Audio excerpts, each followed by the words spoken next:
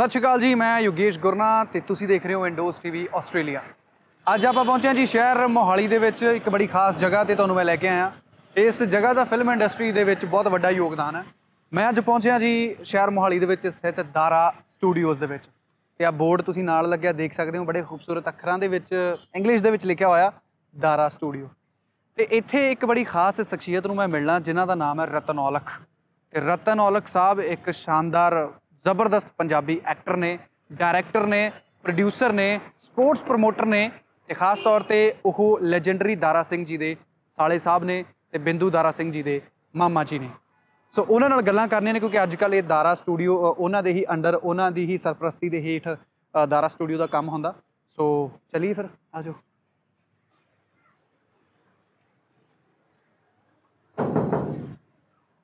सो लो जी, gate खुल गया है ते आपां चलदे हां दारा स्टूडियो के अंदर।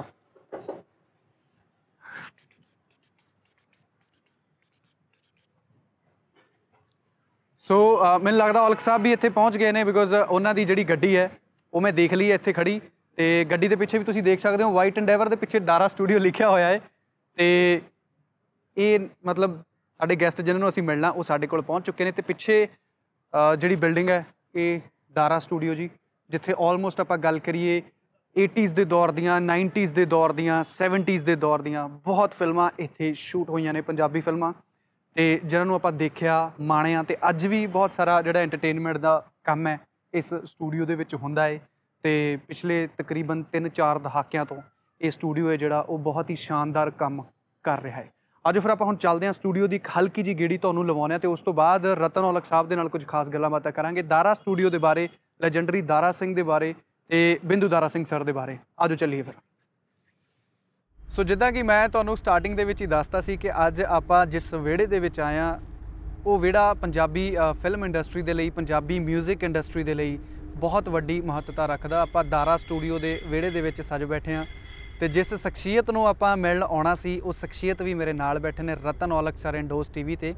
सो आओ पहलां तो उन्हां दा स्वागत करदे हां ते फिर उन्हां नाल कुछ खास ते इतिहासिक गल्लां शेयर करदे हां जिन्हां गल्लां वास्ते अज आपां आए हां। ते अज तुहानूं आई एम डैम श्योर कि बहुत ही सोहणियां ते राजदार गल्लां औलख साहब के मुख दे विचों सुणन नूं मिलणीਆਂ ने। सत श्री अकाल, स्वागत है जी। सत श्री अकाल योगेश। विंडोज़ टीवी देखने वाले सारे दर्शकों को प्यार भरी सत श्री अकाल, पूरे आस्ट्रेलिया नूं सत श्री अकाल। सो औलख साहब साडे नाल जुड़ बैठे ने जी। सो औलख साहब बारे मैं तुहानूं थोड़ी जी जानकारी देता, जिद्दां कि मैं पहलां भी दस्सिया कि बिंदु दारा सिंह दे मामा जी ने ते लैजेंडरी दारा सिंह जी दे साले साहब ने। ते जिहड़ी ये जगह है दारा स्टूडियो जो कि ऑलमोस्ट पिछले 4 दहाकिਆਂ तो साडी इंडस्ट्री विच योगदान पा रहा है। सो इन्हां दी देख रेख दे विच ये स्टूडियो अजकल दोबारा सुरजीत हो रहा है तो बहुत सारा काम दोबारा इत्थे होना शुरू हो गया है। सो बहुत अच्छे actor, director, producer, sports promoter ते एक वड्डी कह लो कि ईवेंट एजेंसी भी ये चला रहे हैं जो कि मुंबई के आर्टिस्ट ते जिहड़े पंजाबी साडे आर्टिस्ट ने उन्हां दे विच तालमेल बरकरार रख के काफ़ी वड्डे फिल्मी दुनिया दे नाल जुड़े हुए ईवेंट भी ये ऑर्गेनाइज़ करते हैं। सो फिल्म इंडस्ट्री दे नाल जुड़िया होया ऑलमोस्ट हर काम इन्हां ने कीता ते एज एन एक्टर भी इन्हां ने शुरुआत की सी 1971 दे विच। ते जदों 85-86 के दौर दे विच सीरीयलों का दौर शुरू होया, टीवी का दौर शुरू होया, उस दौर के बेहतरीन एक्टरां दे विचों रतन औलख साहब रह चुके हैं। मतलब टीवी जदों शुरू होया, सीरीयल जदों शुरू होए, जिहड़े स्टार्टिंग के सीरीयल बने उन्हां सीरीयलों का एज एन एक्टर औलख साहब हिस्सा रह चुके हैं। तो मोटे तौर पर गल करा तो मामला गड़बड़ है फिल्म सुपर डुपर हिट रही, सरपंच वर्गियां सुपर डुपर हिट फिल्मों के जबरदस्त अदाकारी इन्हां दी सानूं नज़र आउंदी है। तो मामला गड़बड़ है दे विच नैगेटिव कैरेक्टर इन्हां ने बड़ा शानदार प्ले किया जी। तो उस तो बाद हुण लेटेस्ट आपां देखिए अज दे सिनैरियो दे विच जट जेम्स बॉन्ड फिल्म दे विच जो कि गिप्पी गरेवाल साहब की आई सी उहदे विच भी औलख साहब नज़र आ चुके हैं। तो आने वाले भी कई जिहड़े प्रोजेक्ट ने प्लान कर रहे हैं as a producer, as a director, उन्हां बारे भी गलबात करांगे। सो औलख साहब पहला सवाल तो मेरा यही आ कि तुसी दारा फैमिली दे नाल जुड़े हुए हो, की लगदा तुहानूं कि जिहड़ा अज दा सिनेमा है तो जिस सिनेमे चों तुसी शुरुआत कीती सी इहदे विच औलख साहब तुहानूं फर्क की लगदा मोटे तौर पर अगर मैं गल करां? देखो बेसिकली सिनेमा जिहड़ा बनाउण दा ते ओहो ही ढंग है, सिर्फ टैक्नीक बदलदी है जी। टैक्नीक भी इन द सेंस कि कैमराज हाई फाई हो जाते हैं सब कुछ, अदरवाइज जिहड़ा एक्सप्रैशन है जिहड़ा लोकां दे नाल तुसीं कॉन्टैक्ट करना है वो सारियां चीज़ां ते सेम रहिंदियां ने जी। लेकिन वक्त के दौर दे नाल जिद्दां वक्त स्पीड फड़दा इदां साडे सिनेमा ने भी स्पीड फड़ी। ਜੀ ਪਹਿਲਾਂ ਘੱਟ ਫਿਲਮਾਂ ਬਣਦੀਆਂ ਸੀ, ਹੁਣ ਬਹੁਤ ਜ਼ਿਆਦੀਆਂ ਬਣਦੀਆਂ ਨੇ। ਜੀ ਔਰ ਟੈਕਨੀਕਲੀ ਜਿਹੜਾ ਸਾਡਾ ਸਿਨੇਮਾ ਆ ਉਹ ਬਹੁਤ ਐਡਵਾਂਸ ਹੋਇਆ। ਅੱਜ ਦੇ ਦੌਰ ਦੇ ਵਿੱਚ ਤੇ ਹਾਲੀਵੁੱਡ ਦੇ ਸਿਨੇਮਾ ਦੇ ਵਿੱਚ ਜਿਹਨੂੰ ਤੁਸੀਂ ਕਹਿ ਸਕਦੇ ਹੋ ਕਿ ਸਾਡਾ 19-21 ਦਾ ਫਰਕ ਕਹਿ ਸਕਦੇ ਜੇ, ਇਸ ਤੋਂ ਜ਼ਿਆਦਾ ਫਰਕ ਰਿਹਾ ਨਹੀਂ। ਜੀ ਤੁਹਾਡੀ ਗੱਲ ਕਰੀਏ, ਤੁਸੀਂ ਬਹੁਤ ਸ਼ੁਰੂ ਤੋਂ ਸਿਨੇਮੇ ਨਾਲ ਜੁੜੇ ਹੋਏ ਹੋ, as an actor, as an producer. ਇਹ ਚੀਜ਼ਾਂ ਤੁਸੀਂ ਬਚਪਨ 'ਚ ਹੀ ਸੋਚੀਆਂ ਸੀ ਕਿ ਮੈਂ ਇਹ ਕੰਮ ਕਰਨਾ, ਜਾਂ ਤੁਸੀਂ ਦਾਰਾ ਫੈਮਿਲੀ ਦੇ ਨਾਲ ਜੁੜ ਗਏ ਇਸ ਕਰਕੇ ਤੁਸੀਂ ਇਸ ਲਾਈਨ 'ਚ ਆਏ?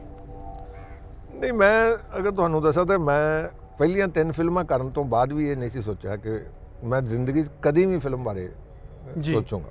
ਜੀ ਵੈਸੇ ਤਾਂ ਛੋਟੇ ਛੋਟੇ ਰੋਲ ਹੀ ਕੀਤੇ ਸੀਗੇ ਕਿ ਆਪਣੇ ਅੰਮ੍ਰਿਤਸਰ 'ਚ 9th ਦਾ ਐਗਜ਼ਾਮ ਦੇਣ ਤੋਂ ਬਾਅਦ ਮੈਂ ਛੁੱਟੀਆਂ 'ਚ ਬੰਬੇ ਗਿਆ ਸੀ ਮੇਰੀ ਸਿਸਟਰ ਕੋਲ। ਜੀ ਉਹਨਾਂ ਦਿਨਾਂ 'ਚ ਦਾਰਾ ਭਾਜੀ ਦੀ ਇੱਕ ਫਿਲਮ ਬਣ ਰਹੀ ਸੀਗੀ, ਨਾਨਕ ਦੁਖੀਆ ਸਭ ਸੰਸਾਰ। ਜੀ ਜਦੋਂ ਭਾਜੀ ਉਹਨਾਂ ਦੀ ਸ਼ਾਦੀ ਹੋਈ ਮੈਂ 6 ਸਾਲਾਂ ਦਾ ਸੀਗਾ। ਜੀ ਸੋ ਮੈਂ ਉਸ ਘਰ 'ਚ ਬਿਲਕੁਲ ਬੱਚਿਆਂ ਵਾਂਗੂ ਹੀ ਹਾਂ, ਜੀ। ਉਹਨਾਂ ਦੇ ਵੱਡਿਆਂ ਬੱਚਿਆਂ ਨੂੰ ਥੋੜ੍ਹਾ ਜਿਹਾ ਵੱਡਾ ਮੈਂ। ਤੇ ਉੱਥੇ ਅਸੀਂ ਇੱਕ ਸ਼ਰਾਬ ਦੇ ਠੇਕੇ ਦੇ ਵਿੱਚ ਇੱਕ ਸੀਨ ਸੀਗਾ ਯੰਗ ਮੁੰਡੇ ਦਾ, 15-16 ਸਾਲ ਦੇ ਮੁੰਡੇ ਦਾ, ਜਿਹੜੀ ਉਸ ਵੇਲੇ ਮੇਰੀ ਏਜ ਸੀਗੀ ਆਲਮੋਸਟ 14-15 ਸਾਲ ਦਾ ਸੀਗਾ ਮੈਂ।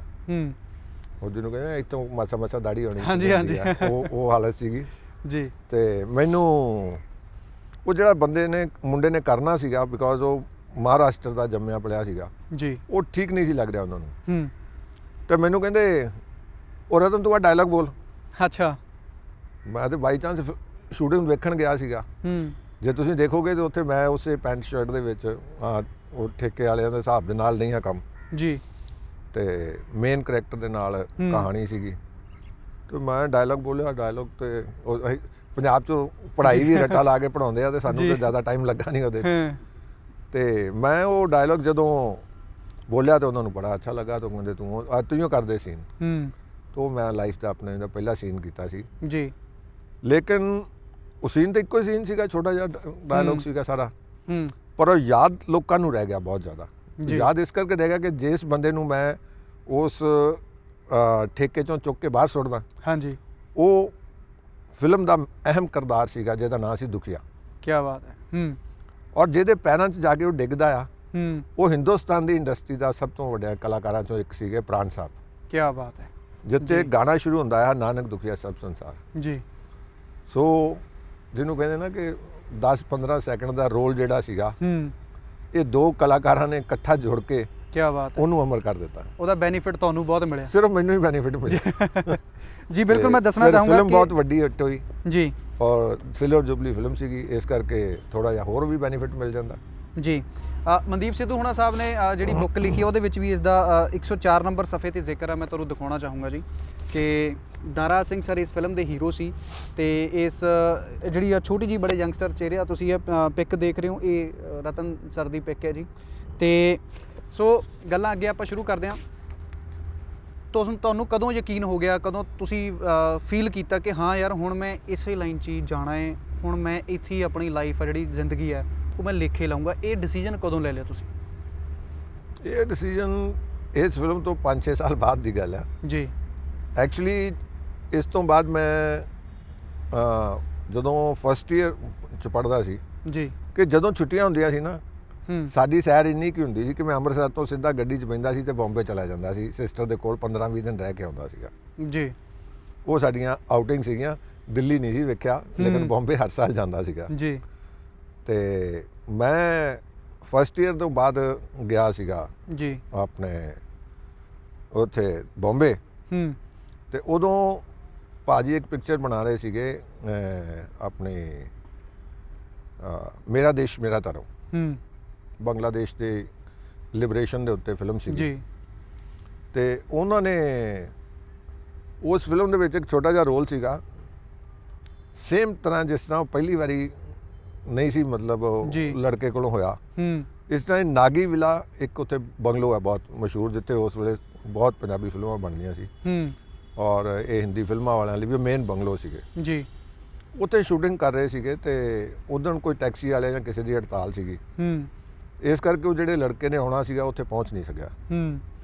ਸ਼ੂਟਿੰਗ ਜ਼ਰੂਰੀ ਸੀਗੀ ਤੇ ਆਲਮੋਸਟ ਸਵਾ ਪੇਜ ਦਾ ਲੰਬਾ ਇੱਕ ਡਾਇਲੌਗ ਸੀਗਾ, ਜਿਹੜਾ ਯੂਥ ਜਦੋਂ ਆਪਣੇ ਬੰਗਲਾਦੇਸ਼ ਦੀ ਲਿਬਰੇਸ਼ਨ ਦੇ ਲਈ ਬਾਹਰ ਸੜਕਾਂ 'ਤੇ ਨਿਕਲਿਆ ਸੀਗਾ ਉਸ ਟਾਈਮ ਦੇ ਉੱਤੇ।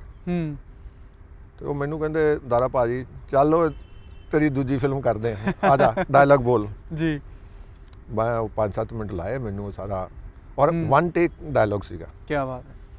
ਉਹ ਮੈਂ ਡਾਇਲੌਗ ਬੋਲ ਦਿੱਤਾ, ਮੈਨੂੰ ਸੀ ਪਤਾ ਕਿ ਇਹਦੇ 3-4 ਸੀਨ ਹੋਰ ਹੈਗੇ ਆ ਫਿਲਮ 'ਚ। ਅੱਛਾ ਜੀ। ਇਸ ਕਰਕੇ ਉਹ ਆਲਮੋਸਟ ਇੱਕ ਛੋਟਾ ਜਿਹਾ ਰੋਲ ਬਣ ਗਿਆ ਫਿਲਮ ਦੇ ਵਿੱਚ। ਬਿਲਕੁਲ। ਉਹ ਰੋਲ ਬਣਨ ਤੋਂ ਬਾਅਦ ਜਿਹਨੂੰ ਕਹਿੰਦੇ ਮੈਨੂੰ ਵੀ ਉੱਥੇ ਕਰਦਿਆਂ ਅੱਛਾ ਲੱਗਾ।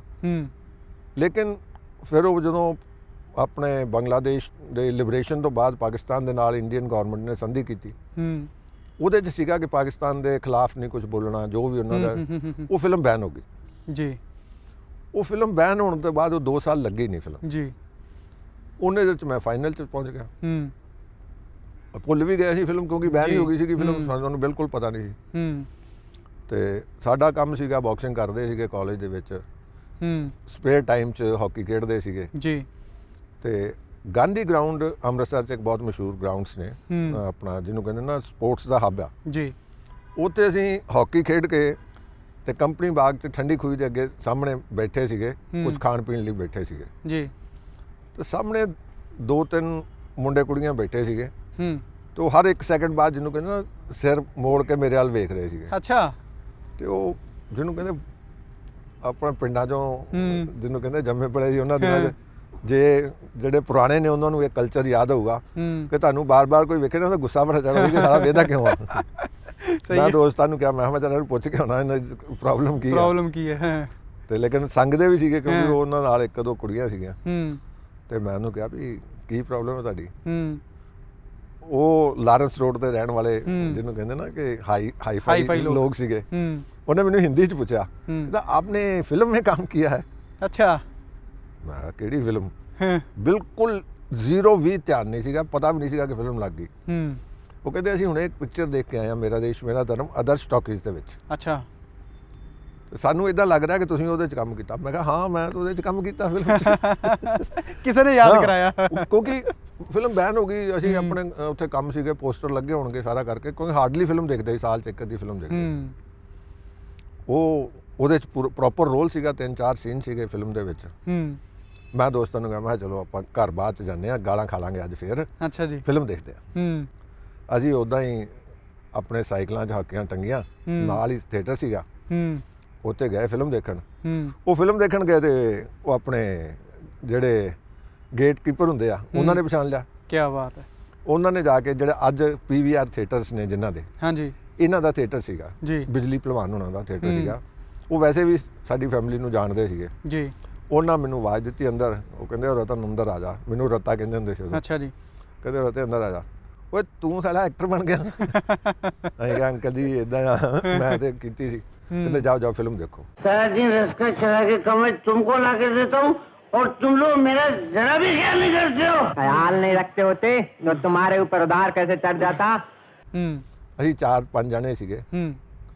ਸਾਨੂੰ ਉਹਨਾਂ ਨੇ ਟਿਕਟਾਂ ਨਹੀਂ ਲਈਆਂ, ਸਾਨੂੰ ਅੰਦਰ ਬਿਠਾਤਾ। ਮੇਰੇ ਦੋਸਤ ਬੜੇ ਖੁਸ਼, ਕਹਿੰਦੇ ਯਾਰ ਐਕਟਰ ਬਣਨ ਦਾ ਪਹਿਲਾ ਫਾਇਦਾ ਤੇ ਇਹ ਹੋਇਆ ਕਿ ਟਿਕਟਾਂ ਨਹੀਂ ਲੱਗੀਆਂ। ਮੈਂ ਕਿਹਾ ਠੀਕ ਆ ਜੀ। ਅੰਦਰ ਗਏ, ਜਦੋਂ ਇੰਟਰਵਲ ਹੋਇਆ ਤੇ ਸਾਡੇ ਲਈ ਸਮੋਸੇ ਆਏ, ਕਰੀਮ ਰੋਲ ਆਇਆ, ਨਾਲ ਉਹਨਾਂ ਨੇ ਕੋਕ ਆਪਣਾ ਭੇਜਾ। ਸਾਡੇ ਕੋਲ ਤਾਂ ਪੈਸੇ ਨਹੀਂ ਹੈਗੇ। ਪੂਰੀ VIP ਫੀਲਿੰਗ ਆਈ ਤੁਹਾਨੂੰ। ਅਸੀਂ ਸੋਚਿਆ ਹਾਲੇ ਪੈਸੇ ਨਾ ਮੰਗਣ। ਅਸੀਂ ਕਿਹਾ ਨਹੀਂ ਕਦੇ ਨਹੀਂ ਬਾਬੂ ਜੀ ਨੇ ਕਿਹਾ ਤੁਸੀਂ ਖਾਣਾ। ਅੱਛਾ। ਕੋਈ ਨੇਚਰਲੀ ਬਿਲਕੁਲ ਅਸੀਂ ਤਾਂ ਖੇਡਣ ਗਏ ਸੀ, ਜੇਬ ਵੀ ਨਹੀਂ ਸੀ ਹੈਗੀ। ਕਹਿੰਦੇ ਨਹੀਂ ਬਾਬੂ ਜੀ ਨੇ ਕਿਹਾ ਤੁਸੀਂ ਖਾਣਾ। ਅਸੀਂ ਚੁੱਪ ਕਰਕੇ ਖਾ ਲਏ ਜੀ। ਕਿਸੇ ਨੇ ਪੈਸੇ ਪੂਸੇ ਵੀ ਨਹੀਂ ਲਏ। ਵਾਪਸ ਆ ਗਏ। ਵਾਪਸ ਆਉਣ ਤੋਂ ਬਾਅਦ ਮੈਂ ਜਲੰਧਰ ਬਾਕਸਿੰਗ ਕਰਨ ਗਏ ਸੀ। ਤੇ ਜਲੰਧਰ ਬਾਕਸਿੰਗ ਕਰ ਸਾਨੂੰ ਬੜਾ ਸੀਗਾ ਕਾਲਜ ਦੇ ਵਿੱਚ ਕਿ ਬਾਕਸਿੰਗ ਕਰਦੇ ਆ ਤੇ ਕਾਲਜ ਦੇ ਸਾਰੇ ਮੁੰਡੇ ਕੁੜੀਆਂ ਪਛਾਣਦੇ ਆ। ਪਰ ਸਾਰਾ ਕਾਲਜ ਨਹੀਂ ਪਛਾਣਦਾ ਹੁੰਦਾ, ਮੋਸਟਲੀ ਤੁਹਾਨੂੰ ਤੁਹਾਡੀ ਕਲਾਸ ਵਾਲੇ ਜਿਹੜੇ ਜਾਣਦੇ ਥੋੜੇ ਬਹੁਤੇ ਉਹੀ ਪਛਾਣਦੇ ਹੁੰਦੇ। ਤੁਹਾਨੂੰ ਫੀਲਿੰਗ ਆਉਣ ਲੱਗ ਪੈਂਦੀ ਹੈ ਕਿ ਤੁਹਾਨੂੰ ਸਾਰੇ ਜਾਣਦੇ ਆ। ਬਿਲਕੁਲ। ਪਰ ਜਦੋਂ ਮੈਂ ਜਲੰਧਰ ਸਪੋਰਟਸ ਕਾਲਜ 'ਚ ਆਪਣਾ ਬਾਕਸਿੰਗ ਕਰਨ ਗਿਆ, ਉੱਥੇ ਮੈਨੂੰ ਇੱਕ ਮੁੰਡੇ ਨੇ ਆਵਾਜ਼ ਦਿੱਤੀ, ਏ ਅੱਛਾ ਐਕਟਰ। ਮੈਂ ਕਿਹਾ ਉਹ ਮੈਨੂੰ ਬਹੁਤ ਅੱਛਾ ਲੱਗਾ ਜੀ। ਸ਼ਾਇਦ ਉਦੋਂ ਮੇਰੇ ਦਿਮਾਗ 'ਚ ਥੋੜਾ ਜਿਹਾ ਆਇਆ ਹੋਵੇ ਕਿ ਮਤਲਬ ਉਸ ਫੀਲਿੰਗ ਨੇ ਤੁਹਾਨੂੰ ਮੋਟੀਵੇਟ ਕੀਤਾ ਕਿ ਯਾਰ ਇੱਧਰ ਪਹਿਚਾਣ ਮਿਲ ਰਹੀ ਹੈ। ਸਾਰਾ ਦਿਨ ਖੇਡਦੇ ਆ, ਬਾਕਸਿੰਗ ਕਰਦੇ ਆ, ਸਭ ਕੁਝ ਕਰਦੇ ਆ, ਲੇਕਿਨ ਜਿਹਨੂੰ ਕਹਿੰਦੇ ਨਾ ਕਿ ਲੋਕ ਜਾਣਦੇ ਨਹੀਂ। ਹੁਣ ਅੱਧਾ ਸ਼ਹਿਰ ਜਾਣਨ ਡਿਆ ਇੱਕ ਫਿਲਮ ਦੇ ਵਿੱਚ 2.5 ਸੀਨ ਕੀਤੇ। ਬਿਲਕੁਲ। ਉਸ ਫੀਲਿੰਗ ਨੇ ਮੈਨੂੰ ਕਿਹਾ ਕਿ ਇਸ ਤੂੰ ਪਾਸੇ actor ਲੈ ਬਣ। ਜਾਂਦਾ। ਅੱਛਾ, ਹੁਣ ਮੈਂ ਤੁਹਾਡੀ ਜਦੋਂ ਪ੍ਰੋਫਾਈਲ ਪੜ੍ਹ ਰਿਹਾ ਸੀ, ਉਹਦੇ 'ਚ ਐਕਟਰ ਤਾਂ ਤੁਸੀਂ ਹੈ ਹੀ ਹੋ, ਡਾਇਰੈਕਟਰ, ਪ੍ਰੋਡਿਊਸ ਵੀ ਤੁਸੀਂ ਫਿਲਮਾਂ ਕੀਤੀਆਂ, ਤੇ ਉਸ ਤੋਂ ਬਾਅਦ ਤੁਸੀਂ ਸਪੋਰਟਸ ਪ੍ਰਮੋਟਰ ਵੀ ਰਹੇ, ਕਿਉਂਕਿ ਇੱਕ ਇਵੈਂਟ ਮੈਨੇਜਮੈਂਟ ਕੰਪਨੀ ਵੀ ਚਲਾਉਂਦੇ ਹੋ। ਮੇਰਾ ਸਵਾਲ ਆ ਸਪੋਰਟਸ ਐਜ਼ ਅ ਪ੍ਰਮੋਟਰ ਰਹਿਣ ਦਾ, ਪੂਰੀ ਤਰ੍ਹਾਂ ਤੁਸੀਂ ਇੱਕ ਫਿਲਮ ਸ਼ਖਸੀਅਤ ਹੋ, ਤੇ ਫਿਰ ਇਸ ਪਾਸੇ ਧਿਆਨ ਕਿਵੇਂ ਰਹਿ ਗਿਆ ਤੁਹਾਡਾ ਕਿ ਮੈਂ ਫਿਲਮਾਂ ਦੇ ਨਾਲ ਨਾਲ ਇੱਕ ਸਪੋਰਟਸ ਪ੍ਰਮੋਟਰ ਦੇ ਤੌਰ ਤੇ ਵੀ ਕੰਮ ਕਰਾਂ?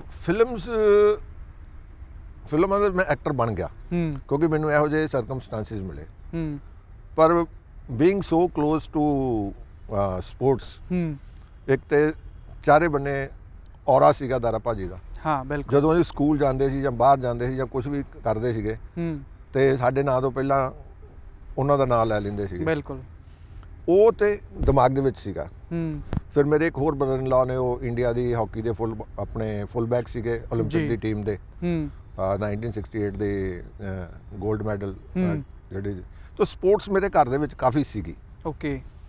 ਇਸ ਕਰਕੇ ਸਪੋਰਟਸ ਨਾਲ ਤੇ ਮੇਰਾ ਪਿਆਰ ਸੀਗਾ। ਮੈਂ ਸਭ ਤੋਂ ਪਹਿਲਾਂ ਸਪੋਰਟਸਮੈਨ ਹੀ ਬਣਨਾ ਚਾਹੁੰਦਾ ਸੀਗਾ, ਤੇ ਸਪੋਰਟਸਮੈਨ ਤੇ ਮੈਂ ਉਸ ਲੈਵਲ ਦਾ ਨਹੀਂ ਬਣ ਸਕਿਆ, ਪਰ ਅੱਜ ਵੀ ਮੈਂ ਇਸ ਉਮਰ 'ਚ ਵੀ ਉਹ ਸ਼ੌਕ ਜਿਹੜਾ ਆ ਉਹਨੇ ਮੈਨੂੰ ਫਿੱਟ ਰੱਖਿਆ ਜੀ, ਖੇਡਾਂ ਦਾ ਉਹਨੂੰ ਸਾਰਾ ਰਿਹਾ ਜੀ। ਲੇਕਿਨ ਉੱਥੋਂ ਫਿਰ ਮੈਂ ਜਦੋਂ ਫਿਲਮ ਲਾਈਨ 'ਚ ਚਲਾ ਗਿਆ ਤੇ ਉਦੋਂ ਸਟਰਗਲ ਹੈ ਜਿਹੜੀ ਨਾ, ਇਹ ਸਟਰਗਲ ਬੜੀ ਔਖਾ ਕੰਮ ਹੈ ਜੀ। ਉਦੋਂ ਸੀਗਾ ਕਿ ਤੁਸੀਂ ਜਾਓ ਆਪਣੇ ਪ੍ਰੋਡਿਊਸਰ ਦੇ ਆਫਿਸ 'ਚ ਜਾਓ, ਉੱਥੇ ਬਾਹਰ ਜਾ ਕੇ ਬੈਠ ਜਾਓ, ਉਹਨਾਂ ਨੂੰ ਕਹੋ ਜੀ ਮੈਂ ਐਕਟਰ ਹਾਂ, ਮੈਨੂੰ ਕੰਮ ਦਿਓ, ਬਿਕੋਜ਼ ਸਾਨੂੰ ਇੰਨੇ ਹੀ ਜਾਣਦੇ ਸੀ। ਮੈਂ ਇੱਕ ਦੋ ਪ੍ਰੋਡਿਊਸਰ ਦੇ ਆਫਿਸ ਗਿਆ, ਉਹ ਪਤਾ ਚਪੜਾਸੀ ਅੱਧਾ ਘੰਟਾ ਜਾਣ ਨਹੀਂ ਸੀ ਦਿੰਦਾ ਜੀ। ਬਿਲਕੁਲ। ਮੈਂ ਕਿਹਾ ਇਹ ਕੰਮ ਤੇ ਮੇਰੇ ਕੋਲ ਨਹੀਂ ਹੋਣਾ। ਤੇ ਉਸ ਤੋਂ ਬਾਅਦ ਫਿਰ ਕਿਉਂਕਿ ਮੈਂ ਪਿੰਡ ਦੇ ਉਸ ਮਾਹੌਲ 'ਚ ਪੈਦਾ ਹੋਇਆ ਸੀਗਾ, ਵੱਡਾ ਹੋਇਆ ਸੀਗਾ, ਜਿੱਥੇ ਉਹ ਕਹਿੰਦੇ ਸੀਗੇ ਕਿ ਭੈਣ ਘਰ ਭਾਈ ਕੁੱਤਾ, ਸਹੁਰੇ ਘਰ ਜਵਾਈ ਕੁੱਤਾ। ਤੇ ਮੈਂ ਬੰਬੇ ਗਿਆ ਤੇ ਮੈਂ ਸਿਸਟਰ ਦੇ ਘਰ ਨਹੀਂ ਸੀ ਰਹਿਣਾ ਚਾਹੁੰਦਾ ਜੀ। ਦੂਜੇ ਬੰਨੇ ਰਹਿਣ ਦਾ ਕੁਝ ਸੀਗਾ ਨਹੀਂ। ਮੇਰੇ ਫਾਦਰ ਚਾਹੁੰਦੇ ਸੀਗੇ ਕਿ ਮੈਂ ਇੰਗਲੈਂਡ ਚਲਾ ਜਾਵਾਂ, ਕਿਉਂਕਿ ਮੇਰਾ ਬ੍ਰਦਰ ਜਦੋਂ ਮੈਂ 6ਵੀਂ 7ਵੀਂ 'ਚ ਪੜ੍ਹਦਾ ਸੀਗਾ ਉਹ ਇੰਗਲੈਂਡ ਚਲੇ ਗਏ ਸੀਗੇ, ਤੇ ਹੀ ਵਾਸ ਵੈਲ ਸੈਟਲਡ ਦੇਅਰ। ਮੈਂ ਬੰਬੇ ਦੂਜੇ ਪ੍ਰੋਡਿਊਸਰ ਦੇ ਉੱਥੋਂ ਉੱਠ ਕੇ ਜਦੋਂ ਗਿਆ ਮੈਂ, ਤੇ ਉਹਨਾਂ ਦਿਨਾਂ 'ਚ ਅਸੀਂ ਕੋਈ ਬੀਅਰ ਇੱਦਾਂ ਕੁਝ ਪੀਂਦੇ ਨਹੀਂ ਸੀਗੇ ਉੱਥੇ, ਤੇ ਮੇਰੇ ਉੱਥੇ ਦੋਸਤ ਬਣੇ ਫਿਲਮਾਂ ਵਾਲੇ ਜਿਹੜੇ ਮੇਰੇ ਨਾਲੋਂ 4-5 ਸਾਲ ਵੱਡੇ ਸੀਗੇ, ਤੇ ਉਹ ਮੈਨੂੰ ਲੈ ਗਏ ਜੂ ਦੇ ਉੱਤੇ, ਇੱਕ ਛੋਟਾ ਜਿਹਾ ਸੀਗਾ ਰੈਸਟੋਰੈਂਟ ਜੀ, ਉਹਦੇ ਬੀਅਰ ਪੀ ਰਹੇ ਸੀ, ਮੈਂ ਆਮਲੇਟ ਖਾ ਰਿਹਾ ਸੀ ਆਪਣਾ। ਇੱਕ ਬੰਦਾ ਆਇਆ, कहना मुझे एक लड़के की तलाश है बिल्कुल तेरे जैसे, फिल्म में काम करोगे? अच्छा। मैं ਅਸੀਂ ਤੇ ਮੰਗਣ ਗਏ ਸੀ ਸਵੇਰ ਦੇ, ਤੂੰ ਕੰਮ ਦੇ ਰਿਹਾ ਜਾ। ਕਹਿੰਦਾ ਕਿੰਨਾ? ਮੈਂ ਕਹਿੰਦਾ क्या करते हो? मैं फिल्मों में काम करता हूँ, मैंने 2 फिल्में की हैं। तो उन्हें सोचा कि इन्हों तो पता फिल्म बारे, मैनू पता पुता कख नहीं सीगा कीता, ते मैं नानक दुखिया सब संसार ते 2.5 साल बाद एक फिल्म 'ਚ 2 सीन कीते सीगे। ਤੇ ਕਹਿੰਦਾ ਪੈਸੇ ਜ਼ਿਆਦਾ ਨਹੀਂ ਹੋਣਗੇ। मैं कोई गल नहीं, तुम दसो की पैसे दोगे? कहता तुम क्या लेते हो? मैं झूठ जिहा बोलता, कोई मैनू मिलिया तो कदी सीगा नहीं, घर दी फिल्म 'ਚ काम कीता सीगा जी।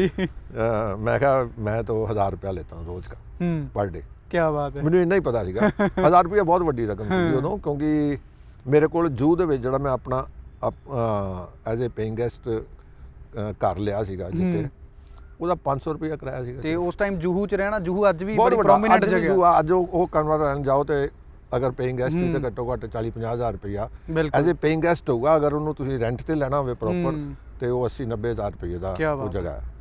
ਉਹ 500 ਰੁਪਇਆ ਰੈਂਟ ਸੀਗਾ। ਮੈਨੂੰ ਕਹਿੰਦਾ ਇਤਨੇ ਤੋਂ ਨਹੀਂ ਦੇਗਾ, 750 ਰੁਪਇਆ ਦੇਂਗੇ। ਅੱਛਾ।